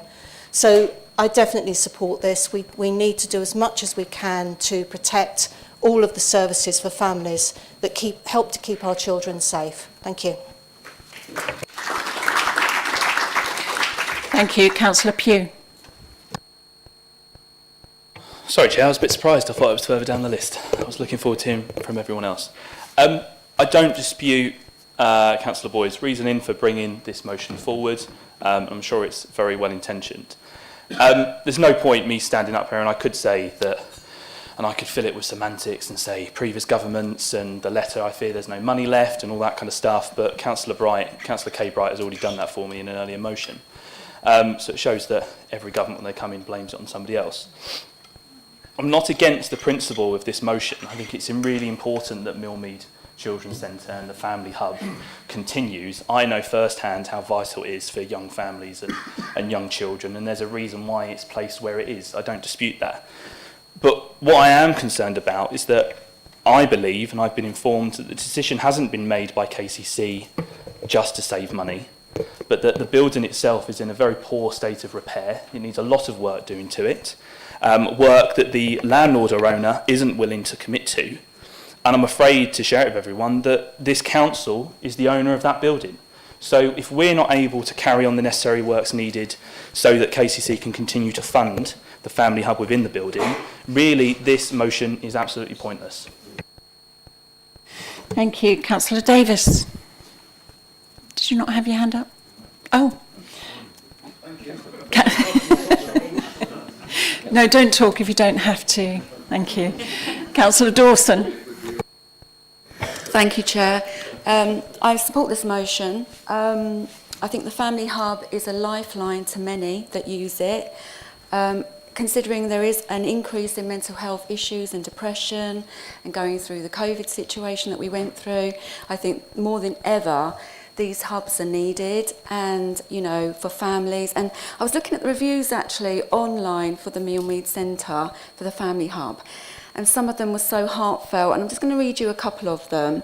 One said, "Our son loves going here. The groups and activities they have are perfect for babies and toddlers." And then we have another one from a young person that said, "I used to go here for an after-school club, but now I have moved further away. I can't truly visit it anymore. It was amazing though. I also went here for preschool. This was amazing. Thank you, Sure Start." So these are the type, I mean, there's loads of reviews on there and they're just really heartfelt. So I think that the leader from Kent County Council does need to make a visit. I think he does need to go down with the councillors of the ward, and he needs to look at what he's taking away. Thank you. Thank you. Councillor J. Bright. Thank you. Earlier in the year, Kent County Council closed our children's centre in Beacon Road ward, the only children's centre in Broadstairs. During the consultation period, we were told our nearest centre would now be Millmead. If Millmead closes, Broadstairs residents will need to travel even further afield to access vital children's services. Having had our bus routes cut too, this journey will be unmanageable for the residents in our town who need these services most, and they'll miss out on valuable support. Free services which provide support from birth to 19 years have become rare things thanks to austerity. Children and youth services are now wrongly viewed as nice-to-haves rather than a sensible investment in our community's future. The Tories at KCC continue to close down and withdraw funding from these services as a short-term solution to saving money. They don't appear to understand that Thanet will be paying the price for this short-sightedness long into the future, as crime, mental health issues, youth unemployment and social care costs will continue to rise. Thanet has some of the highest NEET rates, that's young people not in education, employment and training, in Kent. Assets like the Millmead Centre are integral to bringing these rates down. I fully support this motion and hope the leader of KCC and local Conservative KCC councillors will attend the centre to see for themselves how important it is, so they can understand why it must stay open. Thank you. Thank you. Councillor Bayford. Thank you, Chair. What I have to say is very short, really. I have talked at the centre myself, so I have very first-hand knowledge of how much it's appreciated, of the value of the services it offers to the residents. I think it's vitally important that the centre remains open, but I do think we need to consider the points raised by Councillor Pugh. Thank you. Thank you. Councillor Austin. Thank you, Chair. I'd also like to support the motion, but I would like to point out that we are looking at a context where Kent County Council's budget is stretched to breaking point because we are not getting sufficient government funding coming through to county councils. We have had a change of government, a government which was elected on a promise of change. Where is that change for local authorities? Thank you. Thank you. Councillor Duckford. Sorry, Duckworth, sorry. That's okay. Yeah, I was very pleased to visit Millmead in my role as Cabinet member. I'm also a ward councillor and I was on the board for 4 years before Councillor Boyd. Just to address the issue of the state of repair of the building, the officers who visited, who are experts in this, were surprised at what good state the building is actually in. There is one design fault that needs attention, and this Cabinet are determined to support the centre in rectifying that design fault. Thank you. Thank you. I'll just remind Council we are running over time, so the remaining speakers, I will call you, but please can you be brief? I can see the way this vote's going, so please can you be brief? Councillor Everett. Thank you, Chair. We'll be brief. I mean, I'm afraid, Councillor Pugh, you're completely wrong about the state of the building, and I accept it's a genuine mistake, but the officers have looked at it. That we were really surprised when we went there. For a 20-year-old building, it's in good nick. There is a problem with the glass roof, which this council is sorting out. But really, the issue of the state of the building has got nothing to do with this issue at all, because there isn't a problem. And the people that we met there didn't express any concerns about that or the council's stewardship either. In fact, they're very glad to have the council as a landlord, because I think KCC would have probably tried to sell it. I will say thank you to members opposite and around the chamber for their support of this motion. I think it's heartening that we can support it on a cross-party basis. I do deal with Roger Goff on a fairly regular basis. I think he's a reasonable person. I'd like to think that he would come and see what the issue is here, because from my experience of going there and talking to the people there, this is a really valuable community asset. We don't want to lose it, and this council, as the landlord, will do everything it can to prevent that happening. Thank you. Thank you. Councillor Wolf-Scobie. It's already been said, Chair. Councillor Davis. Thank you, Chair. I think most of what I wanted to say has been clarified, but there seems to be some discrepancy, and as I say, no disrespect to Councillor Everett, because he has made statements that have brought us up to speed. Could I recommend perhaps that we look deeper at why?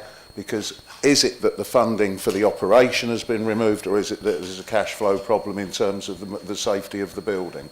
Because, you know, we're being much maligned here for cutting funding, but KCC obviously are 75% plus of their precept is swallowed by social care, adult and child. So they're under incredible pressure. It may be that the funding would be available if we can show them that the building's fit for purpose, because there's clearly some disconnect and somebody somewhere has got this, that it's not fit for purpose. If we can prove it is, then I believe there's a case to go straight to KCC and say, give us the funding back. Thank you.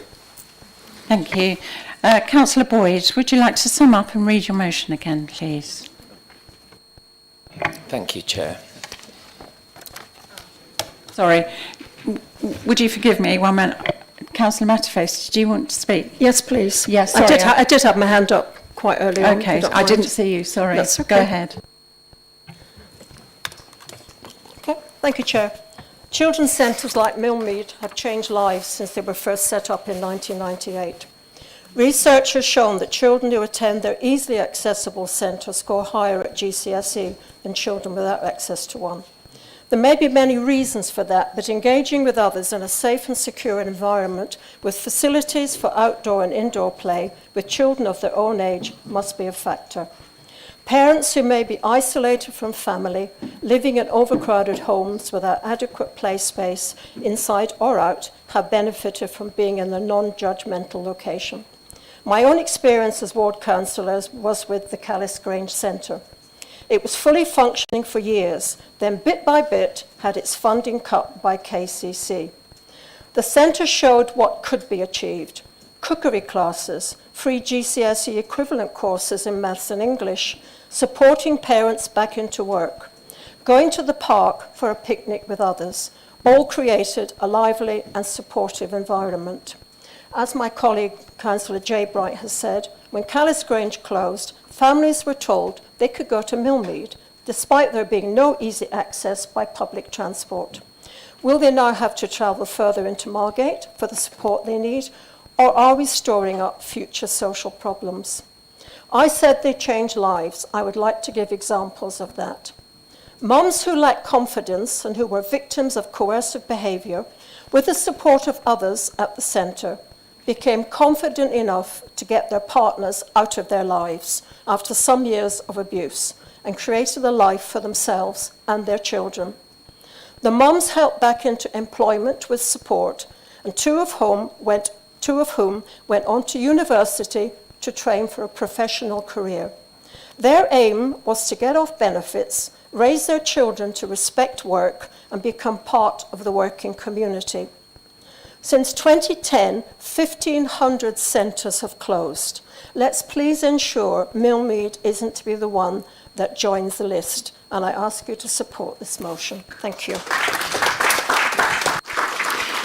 Thank you. Now, Councillor Boyd, if you'd like to sum up and repeat your motion. I would like to sum up by saying thank you to everyone who has spoken on this motion and for your support. Thanet District Council condemns the proposal by Kent County Council to withdraw funding from the Millmead Family Hub.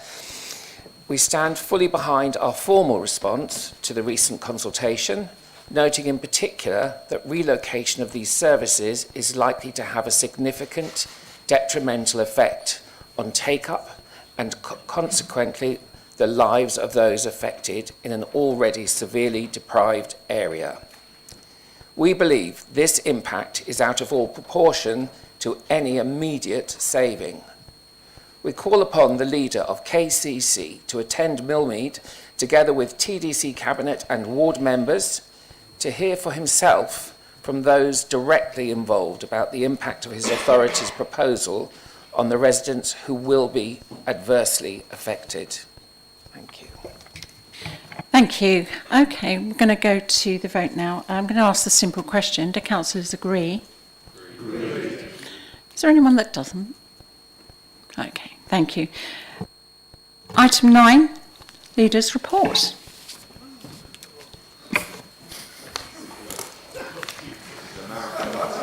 I think it's a vote of no confidence, Chair.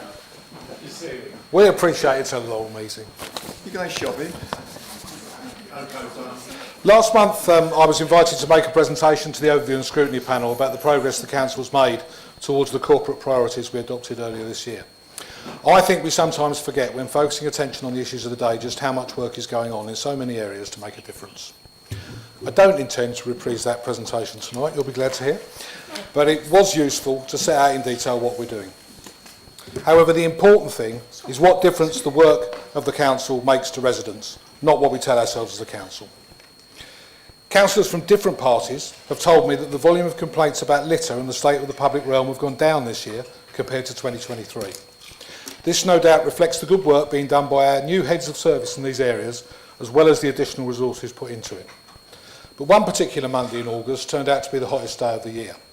Operational issues that day, principally blocked roads and a shortage of drivers, meant we were unable to empty some coastal bins, which swiftly became a story for the media. Unfortunately, we don't have the resilience to prevent those issues happening, but the situation was recovered quickly and efficiently the following day. It shouldn't overshadow the real improvements that have been made, but there is still more to do. A resident, as we've heard earlier, wrote to me to complain about particular issues around Botany Bay, which have been a recurring problem over many years. I asked him to come in with some of his neighbours and Ward Councillor Alan Munns to meet all the relevant senior officers to consider ways we can ease their frustration. A useful and constructive meeting took place and their feedback will be factored into our annual beach management review. We will consider what changes we can make and we will feed back to them and the council in the spring. I'm particularly keen on the expanded work now starting to tackle graffiti, which is a significant blight on our towns. The council has extended its removal offer to include private property, and we're seeking agreements with bodies such as Kent County Council, BT and Royal Mail to remove graffiti on their assets. The council put in additional resources for this purpose in its last budget. Officers have designed a multifaceted approach which also seeks to engage with some of the graffiti artists to harness their talents and to reach out to others through education as well as enforcement. We will track the number of graffiti removals we make, and there will be more in the winter than in the summer when some resources are focused on managing open spaces. But again, the test will be whether residents notice a difference over time. Everyone can help by reporting graffiti through the council's online reporting tool. In the main, these public realm issues fall into the remit of Councillor Alban, and council will know that he is always willing to engage with ward members on particular problems and to support them in communicating with the relevant officers to get things done. And I thank him for his work. One of our policy priorities is to protect our environment by working towards our goal of net zero emissions by 2030. This week we've published a Cabinet report setting out our plans to put this policy into practice with the purchase of new caged waste vehicles. This is not just a question of buying electric vehicles, as we have to work within budget constraints as well as the practical limitations of what is available on the market. When this procurement came forward, Cabinet's preference was clear. Officers have worked hard in response to find a policy compliant solution and believe that they have one, with a mixture of electric vehicles and others using hydrotreated vegetable oil, which reduces emissions by up to 90%. I believe this project shows that the Council is not just talking about climate change, but taking appropriate action when it can. There's no more important difference we can make to people's lives than providing additional housing for our residents. And I'm thrilled by the progress we are making towards our target of 400 additional council homes. In particular, the acquisition of 137 market properties, which was approved by Cabinet 2 weeks ago, and the purchase of 11 more homes for temporary accommodation, the funding for which is on the agenda tonight. A Cabinet decision paper to purchase the southern housing development at Eaton Place in Margate with the intention of providing 60 more homes for affordable rent is coming forward. And I know how hard Councillor Whitehead and the officers have worked to make this possible. I attended a number of meetings about affordable housing at the Labour Party conference in Liverpool last month and heard some real horror stories about housing registers and temporary accommodation tallies from around the country. These are the context and the justification for the new government's ambitious housing targets. But it is frustrating when people, invariably those whose own living arrangements are secure, argue that we do not have a housing need here. Tell that to the 300 Thanet households in temporary accommodation or the 1,500 on our housing register. We recognise that the national policy mechanisms for delivering suitable housing are at best imprecise, but successive governments have relied on developers to provide it through Section 106 agreements alongside market housing. Our primary need locally is for affordable rent. We're doing what we can to meet that need, and we will continue to do so. But help from the government in terms of national policy support and subsidy is critical. Uncertainty over future Homes England funding at the moment is concerning, but will hopefully be resolved following the budget. The Council has also considered and taken forward actions resulting from the report into the Grenfell fire. Recommendations have already been acted on, but we will bring forward a Cabinet report to set out everything we are doing to make sure we protect our residents. The new government's proposed changes to the National Planning Policy Framework have been the subject of consultation, and we have today published our response, which includes arguing for clearer protection for best and most versatile agricultural land, as the Council has done consistently. The previous government's changes to the NPPF did not provide that. One weakness of the planning system is that strategic decisions are largely taken in district council silos, which is a particular problem when an area is surrounded by the sea. Not many districts are in our situation. Thanet is small by area, and much of it consists of best and most versatile agricultural land, or sites vulnerable to flooding. Successive councils of different political colours have recognised that we cannot accommodate the majority of our identified housing need in the existing developed areas. Where we can, we do. Strategic planning at a higher level is one potential solution, and this forms part of the government's devolution agenda. Kent risks being left behind in this process, and the county's two authorities with upper tier responsibilities, KCC and Medway, were asked to submit an expression of interest in devolution by the beginning of last week.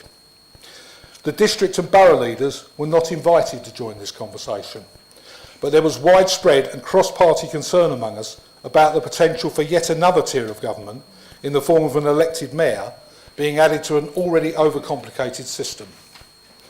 More parochially, there was worry about the extent to which East Kent, including Thanet, would have a voice in any combined authority consisting of KCC and Medway. While we often disagree politically, Kent's 12 district and borough leaders were able to speak with one voice in raising their ambitions and concerns in a joint letter to the Secretary of State and Deputy Prime Minister. It is clear that there is no appetite at national level for reorganisation of existing tiers, and as such it is unlikely in the foreseeable future. But regardless, there is a logic to it happening within the devolution agenda. What there must be is a strong voice at any big table for East Kent, however that is achieved, and that is more important than the protection of any individual council. Nevertheless, neither devolution nor reorganisation are solutions in themselves to the funding crisis in local government. Their purpose should be to support growth and efficiency. The Council has been consulted in other areas, including changes to National Grid's Sea-Link project, which we know is of concern to many people, particularly but not exclusively those in the Thanet villages who will be most directly affected, as well as councillors. We have continued to raise concerns as part of this consultation, including about the increased height of the development on Minster Marshes. Proposals to make use of the former hoverport site at Cliff's End were published, despite the fact that this land is in the ownership of the Council, and we have not agreed to them. The proposals are inconsistent with the environmental protections associated with this site, as we pointed out in our public response, and therefore we have no intention of granting permission for its use. The Home Office has begun a consultation in respect of the Migrant Reception Centre at Manston, and again we have published our comments. The proposals are currently unchanged from those put forward under the previous government and do not entail an expansion of capacity, but the detail so far provided is insufficient for a full analysis. The Council's own two-stage consultation exercise as part of the parking review received around 5,000 responses, which shows the extent to which the issue engages residents, and we will soon bring forward a draft strategy for consideration by Cabinet. The consultation about a potential traveller site off Shuttendane Road has launched this week.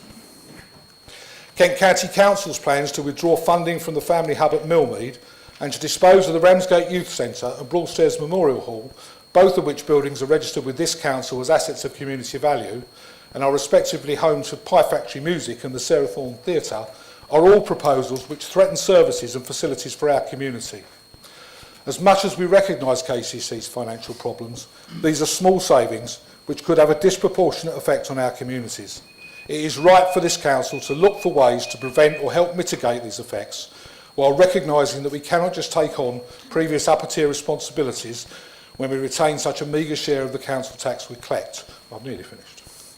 The Ramsgate Port concession tender was launched at the end of August, and the process to appoint an operator for the Winter Gardens continues. We cannot say much about them while there's a live process, but we do expect to provide an update next month. We await news of the bid to the Cultural Development Fund for the Theatre Royal, and we'll bring forward a procurement decision for the works to the Green Campus, Pier Yard, Royal Parade and Harbour Parade highway improvements and the Clock House this month. One thing we all learn quickly from being councillors is that not everything goes to plan. The fact that we couldn't open some of the refurbished tennis courts this summer and the need to withdraw the new PSPO with the helpful and appreciated intervention of overview and scrutiny are examples of this, as was the issue with beach litter back in August. So I don't pretend that everything is perfect, but I do know we have a hard-working and dedicated team of officers and cabinet members with valuable input from other councillors across the political spectrum.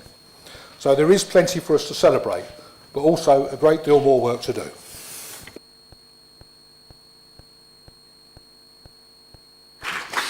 Thank you. Councillor Pugh, would you like to comment or ask questions in relation to the report? I would, Chair. Thank you.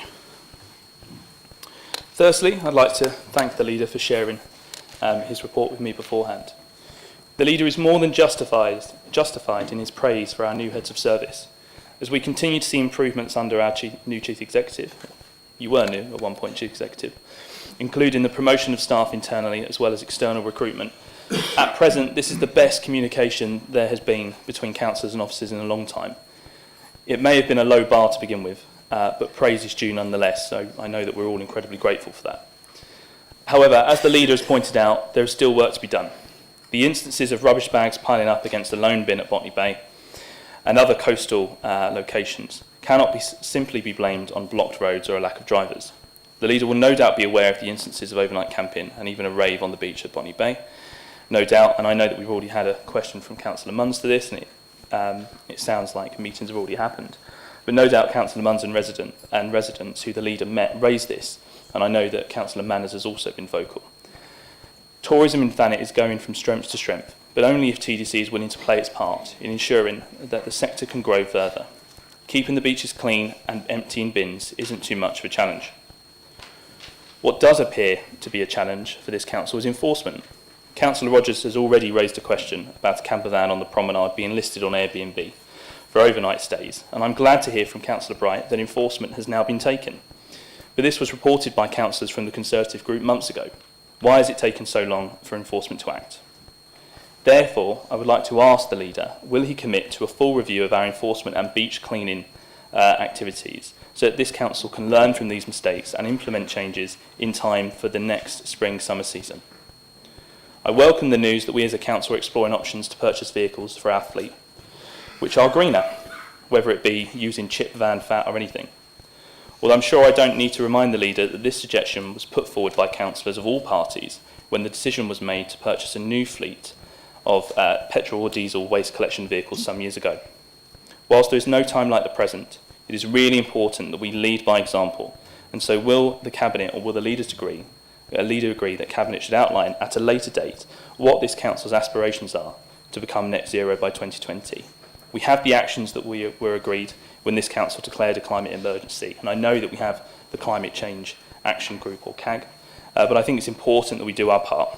We are standing in a building that can surely be made more energy efficient, with plenty of roofs that could support solar, as was outlined by Councillor Preston's motion. It is interesting to hear the Leader's experience of his time in Liverpool at the Labour Party conference. I share what is clearly his frustration that this new Labour government is going to do nothing to prevent the large-scale destruction of our prime agricultural farmland.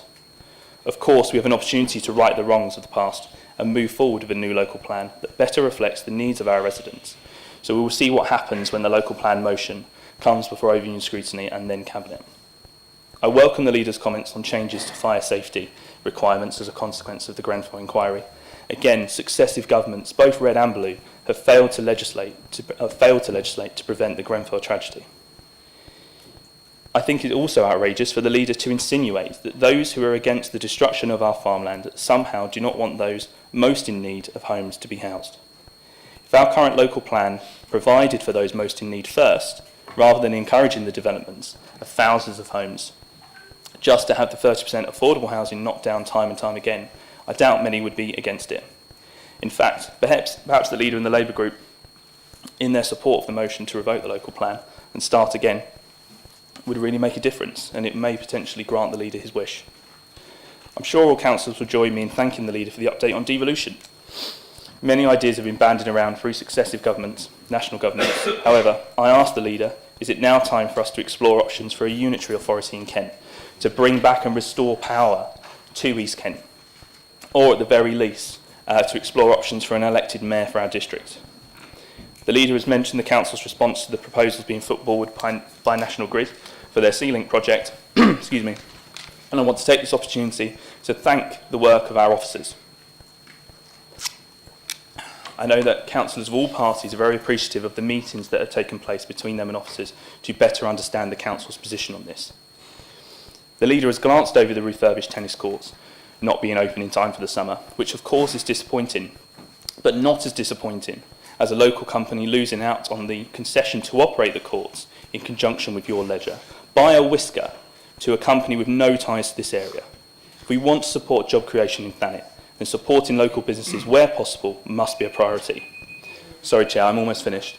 Finally, the withdrawal of the new PSPO is a victory for those of us who raised concerns from the onset and to the Free Speech Union.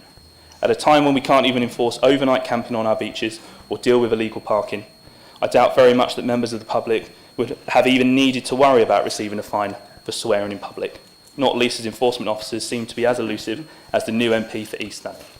Thank you. Thank you. I'm going to call the leader back up, but can I ask all future speakers, please can you stay to time? I've gone heavily over, so please can you stay to time. Leader. Thank you, Chair. Yeah, I agree with Councillor Pugh with his praise for the Chief Executive. I think we all know what a good job he's done, and his work on the recruitment of some excellent senior officers has really been for the benefit of this council. As far as what he talks about around the beaches, of course we can always do better, and we will continue to try to do better. We understand it and recognise that enforcement isn't satisfactory. We already talked about that tonight. There is a beach management review every year. We will draw on the lessons of what's happened this year, and we will try to do things differently next year to make improvements where we can. In terms of the use of HVO to fuel our vehicles, the challenge has been that previously it's been much more expensive than diesel. And in budgetary terms, the money just wasn't there. And of course, Councillor Pugh was part of the administration for the council for 2 years, so he would know that, I suspect. The good news is that the price has significantly dropped. I'm also told that it can be combined with diesel, so if the price in the same engine, so if the price goes back up, we can switch back to diesel, which we don't want to do, but we do have to recognise the financial realities as well as the environmental benefits.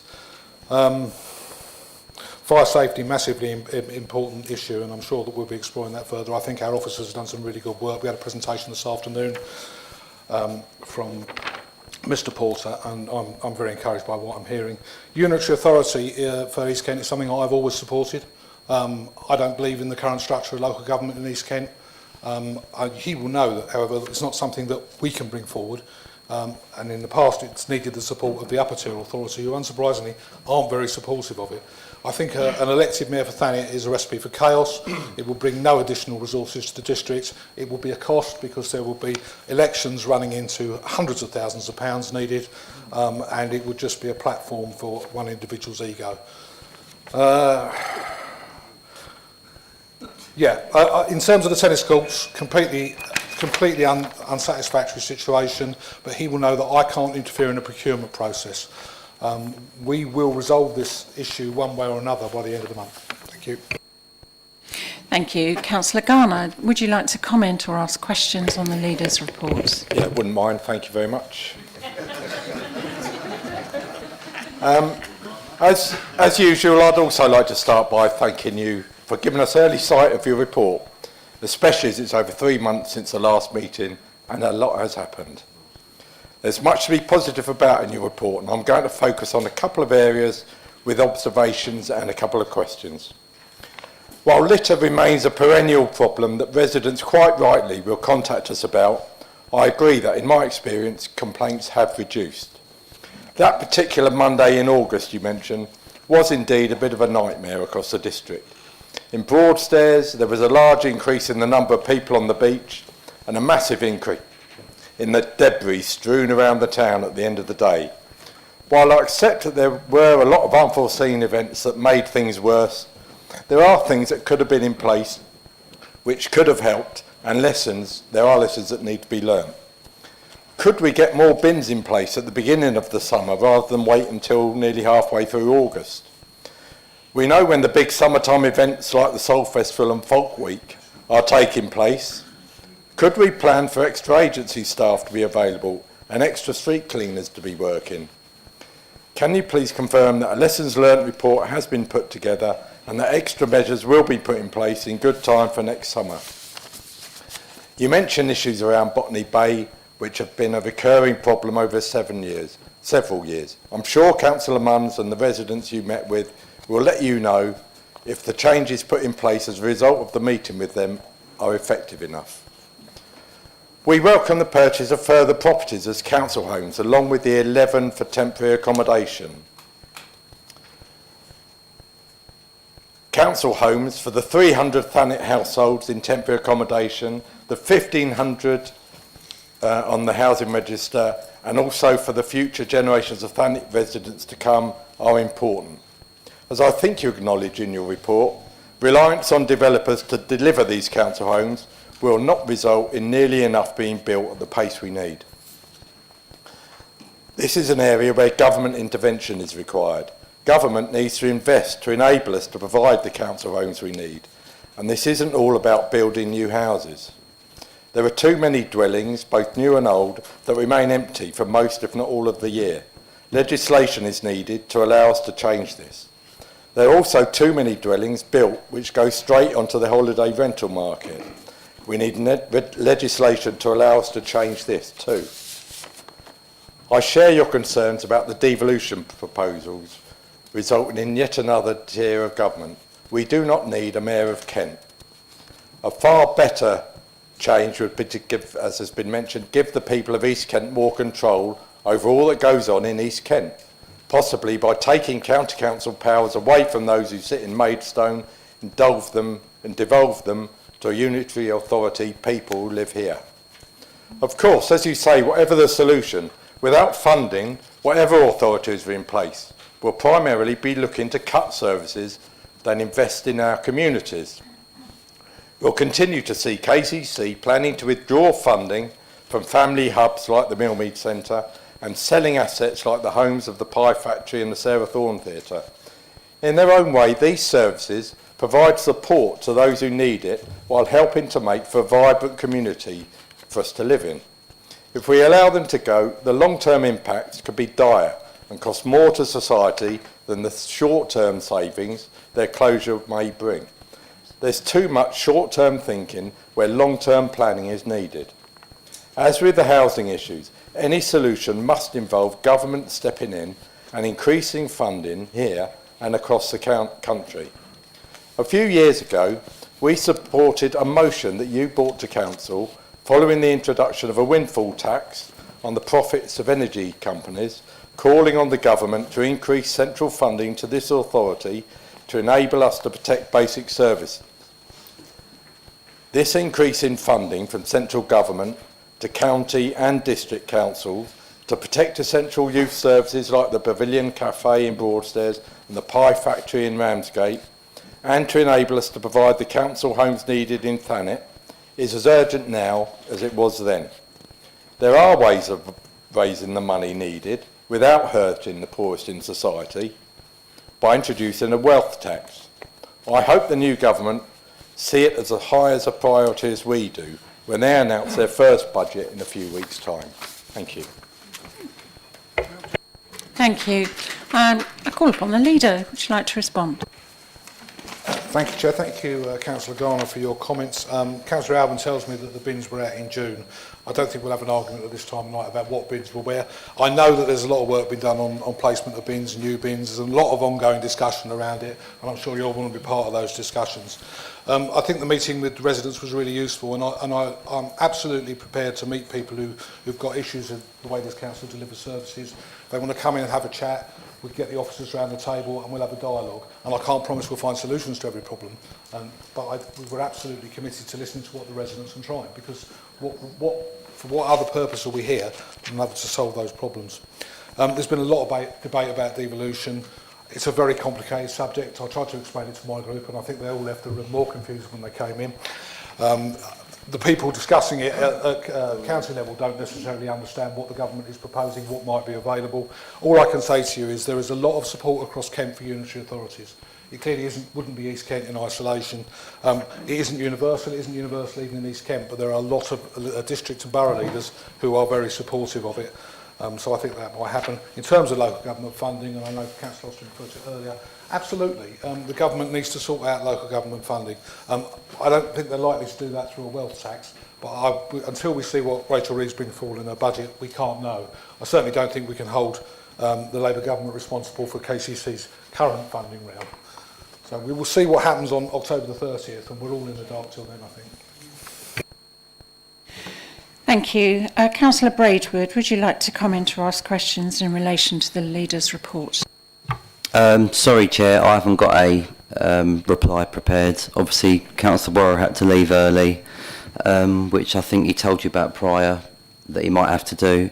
And yeah, I haven't got a reply prepared, I'm afraid. Okay, thank you.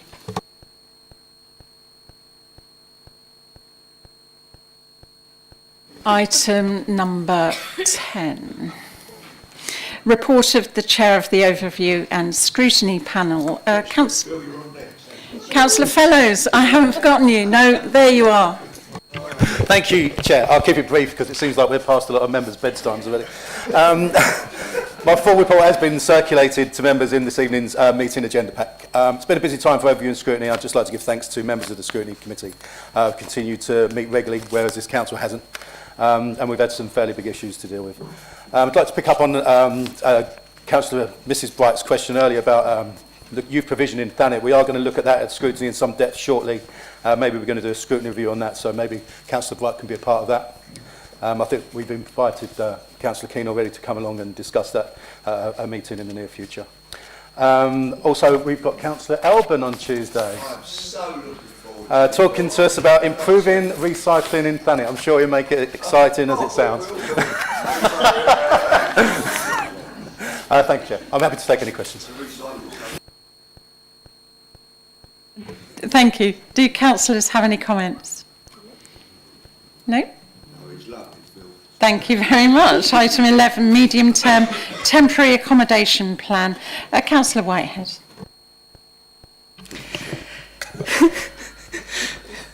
You can't ask me to keep it short. I can ask you, but you're not there to, are you? Right, I'm going to try. I'm going to try. This report principally asks Council to purchase 11 homes constructed by Vistry that will be used for temporary accommodation in the Thanet district as part of our medium-term temporary accommodation plan. The Council has a good working relationship with Vistry from the local authority housing fund properties it has acquired, which have proven to be excellent acquisitions. These homes will be managed and maintained by the Council and will be managed closely through the temporary accommodation property officer that the housing options team employs to check on the welfare of tenants. As has been discussed many times in these meetings, the impact of being in temporary accommodation, especially outside area, has a huge impact on households. To address this issue fully, we have to not only grow our general needs portfolio to ensure that we have homes that we can provide to residents in need, but also continue to expand our in-house temporary housing to ensure that in the short term our residents are kept in area close to their families, schools and support networks. The financial impact of the use of external temporary accommodation is also huge and is indicated by the fact that we'll be moving into surplus on these properties in only year 2. This is also a point that needs exploring further, especially as there unfortunately seems to be a significant amount of disinformation being shared regarding the affordability of our acquisitions. I would like to remind members and residents that all individual and fully costed projects are available to view within online council reports, and those reports are factual. Projects such as this, which produces a surplus of £22,955 in year 2, show exactly what I've argued for years: an active effort to reduce temporary accommodation costs, grow the council portfolio, and support the delivery of council services via surplus income. These acquisitions are not placing further costs on residents. They are actively working to ensure that no future funding is lost for our essential services, as well as supporting all residents who should be able to stay within Thanet. The beginning and end of our first in-house temporary accommodations project spanned 2 political parties. And although I wish we had been able to grow the project sooner, I would like to thank Councillor Bayford specifically for her support of Foy House, as I know that it is something that she cares about and something that she supported. And I am grateful for the positive working relationship that allowed Foy House to continue and thrive. As an administration, we have acquired and undertaken 3 more local developments specifically for temporary accommodation, expanding our in-house TA by 24 more units. We will continue to grow what we have begun, because we know it makes social and financial sense, and we know it is what residents need. There has, for some reason, been a very particular media focus on the exploration of pod housing mentioned briefly within the report, but not the solid acquisitions that we are making and are committed to making. As the report makes clear, our main issue in Thanet is the availability of land, and when we have land, we do our best to provide long-term housing for the residents. I want to make this clear, as we are not looking at pod housing as a principal way to address our temporary accommodation issues, as we know that the best way to do that is to provide permanent homes. But where we have meanwhile sites that cannot be fully developed as yet, this does provide an option that could be explored further, which is why it has been mentioned. I want again to thank Housing and Finance for your exemplary work on providing for our residents. It is valued beyond measure, and I am well aware that we would not be at this point without your constant commitment, work, and willingness to listen to me when I am determined to set out projects that rely on your time, abilities, and outstanding moral drive to complete. Your work is incredible, and it's a privilege to work alongside you. I move the report. Thank you. Can I have a seconder, please? Thank you. Item may be debated in the usual way. Do councillors agree? Agree. Thank you. Item 12, Annual Treasury Management Review 23-24. Call upon Councillor Yates. Thank you. Oh God. This report summarises a backward look at our Treasury management activity for 23-24. The Council's 2022-23 and 23-24 statutory accounts have not yet been audited by our external auditors, Grant Thornton, and hence the figures in this report are subject to change until the completion of these audits. The committee will be updated at future meetings of any material changes that arise as the draft position as a result of the external audit. I am pleased to report that all our activities operated by officers were within the limits agreed by members. The other key messages that I've summarised in the report are: the 23-24 capital expenditure on our long-term assets was £23.9 million against a budget of £60 million. The Council's gross debt, also called the borrowing position, at 31st of March 24 was £19.6 million. The Council's underlying need to borrow to finance its capital expenditure, also called the capital financing requirement, was £56.8 million at 31st of March 24. Therefore, it can be reported that Council has complied with the requirement to hold less gross debt than its capital financing requirements. The maximum debt held by the Council during 23-24 was £19.9 million, which is well within the statutory authorised limit of £116 million. At 31st of March 2024, the Council's investment balance was £41.7 million. A key reason for this £18.9 million decrease is an increase in the HRA capital spend. It's also noteworthy that we've continued to invest £2 million in sustainable deposits. These investments are referenced against the United Nations Sustainable Development Goals, including on climate change, health, finance, inclusion and education. There is a third-party verification, with the framework independently reviewed on an annual basis. I move the recommendations as contained within the report as follows: that Council notes the actual 23-24 Prudential and Treasury indicators in this report, and 2, approves the annual Treasury Management Report for 23-24. Thank you. Thank you. Can I have a seconder, please? Thank you. Any comments? Do councillors agree? Agree. Thank you. Item 13, timing of individual elements of a council meeting. I move that the recommendation as set out in the report be adopted. The recommendation, just for your timing, is the time limit for discussion of motions be changed from 30 minutes to 60 minutes for a trial period of 6 months, after which this provision would be brought back to the committee for review before making a final decision. Would the Vice Chair please second? Seconded. Thank you. We can debate, comment, anyone? Councillor Pugh. Thank you, Chair. Yeah, I just wanted to say to everyone that this suggestion at Constitutional Review to extend to 60 minutes on a trial basis was my suggestion. I don't want to necessarily take the flak if it goes wrong over the next 6 months. But what I do want to take this opportunity to stress is that I think there's a potential, and it's maybe something we need to look at a constitutional review, is a wider understanding of how many full council meetings we have in a year. I think we probably need to have more, not less. The September meeting was taken out of the calendar. I'm not going to play political games on that. I understand the reasoning behind it, but it's meant that we've gone 3 or 4 months without a full council meeting, and understandably councillors have had to leave. I mean, I appreciate there's not many people sitting behind me at the moment, but it's because it gets late. I'm waiting for an important phone call and I may have to dash off.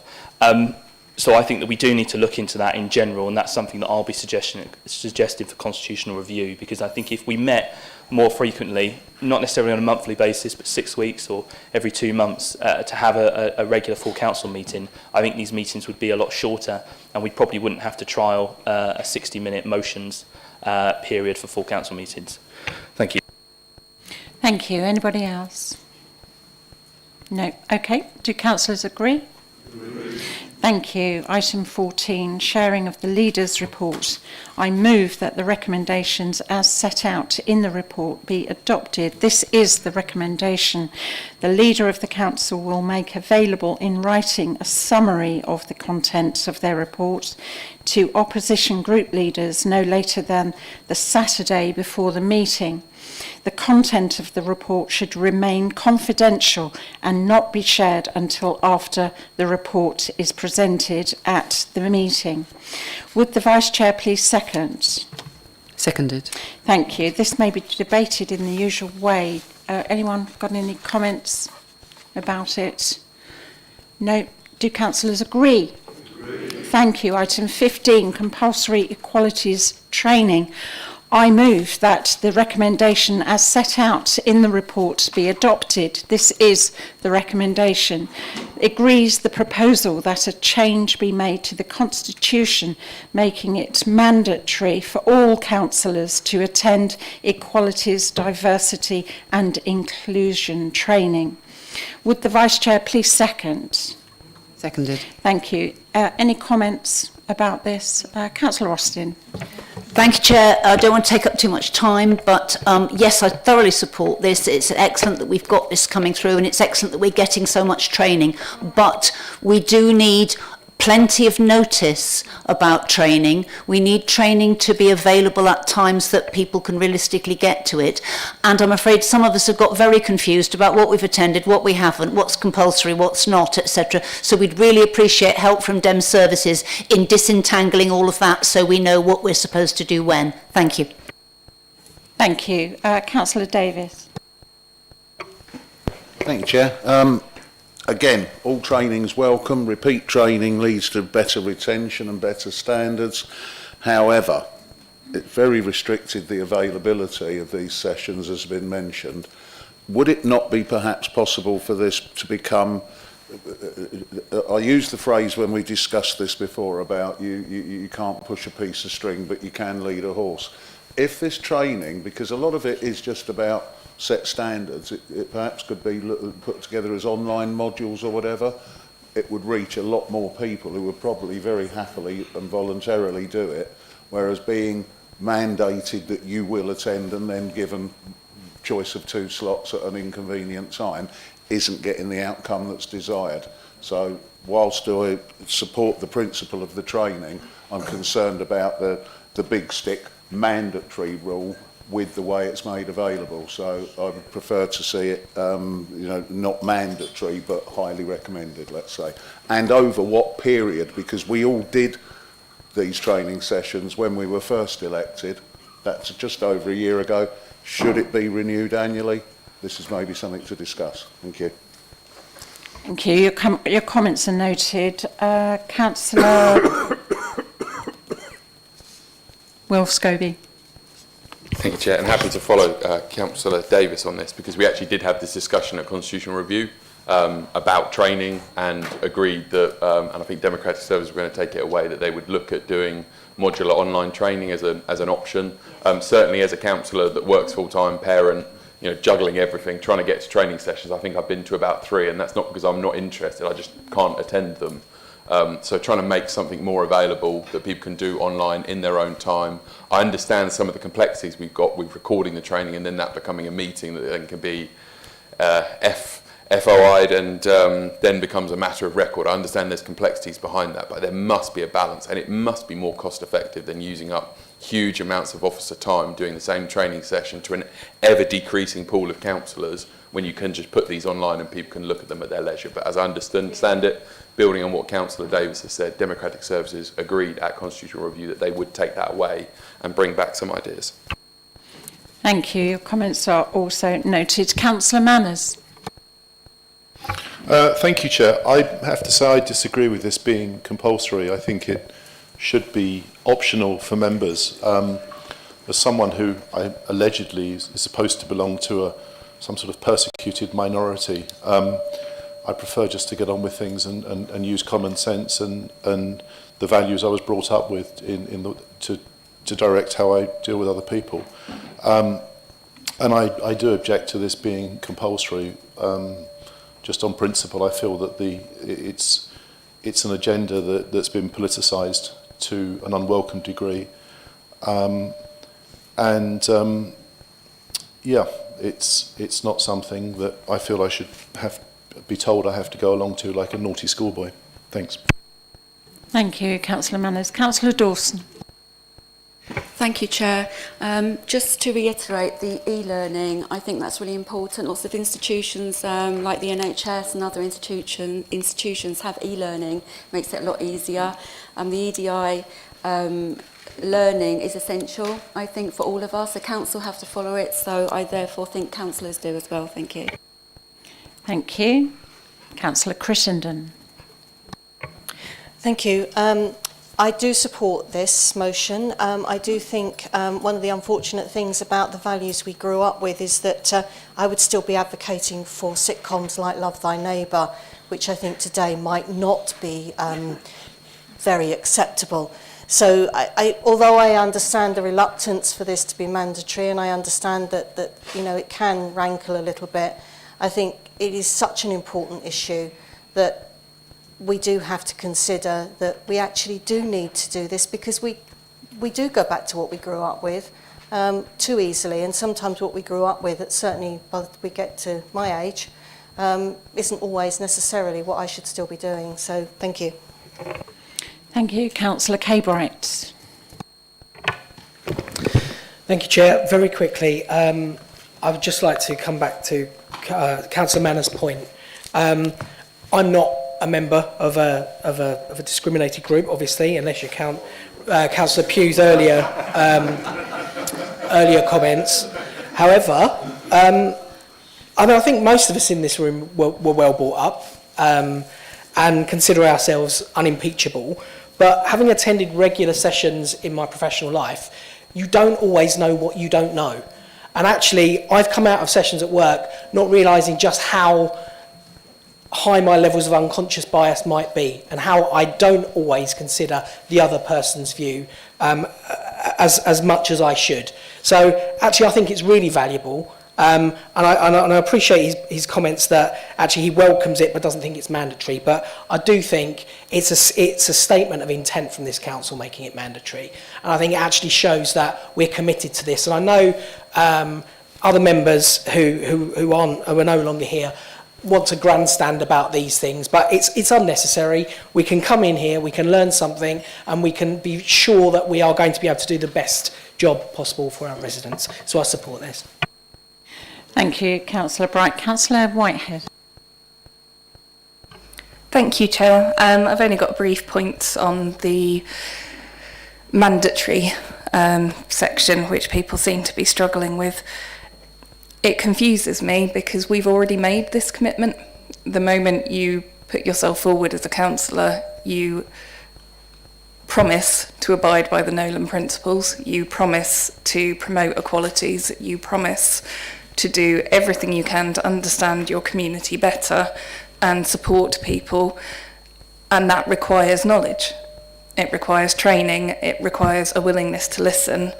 So this isn't, to my mind, anything new that we have been unaware of or that we didn't sign up to.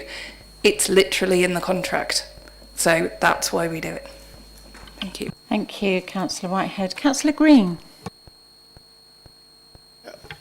I mean, I support this training, but I do question the mandatory element of it, because as far as I know, there's no sanction that the council can apply if people don't take it up.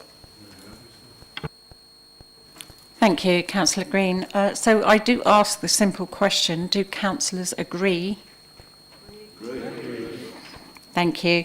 Item 16, port governance. I move that the recommendations as set out in the report be adopted.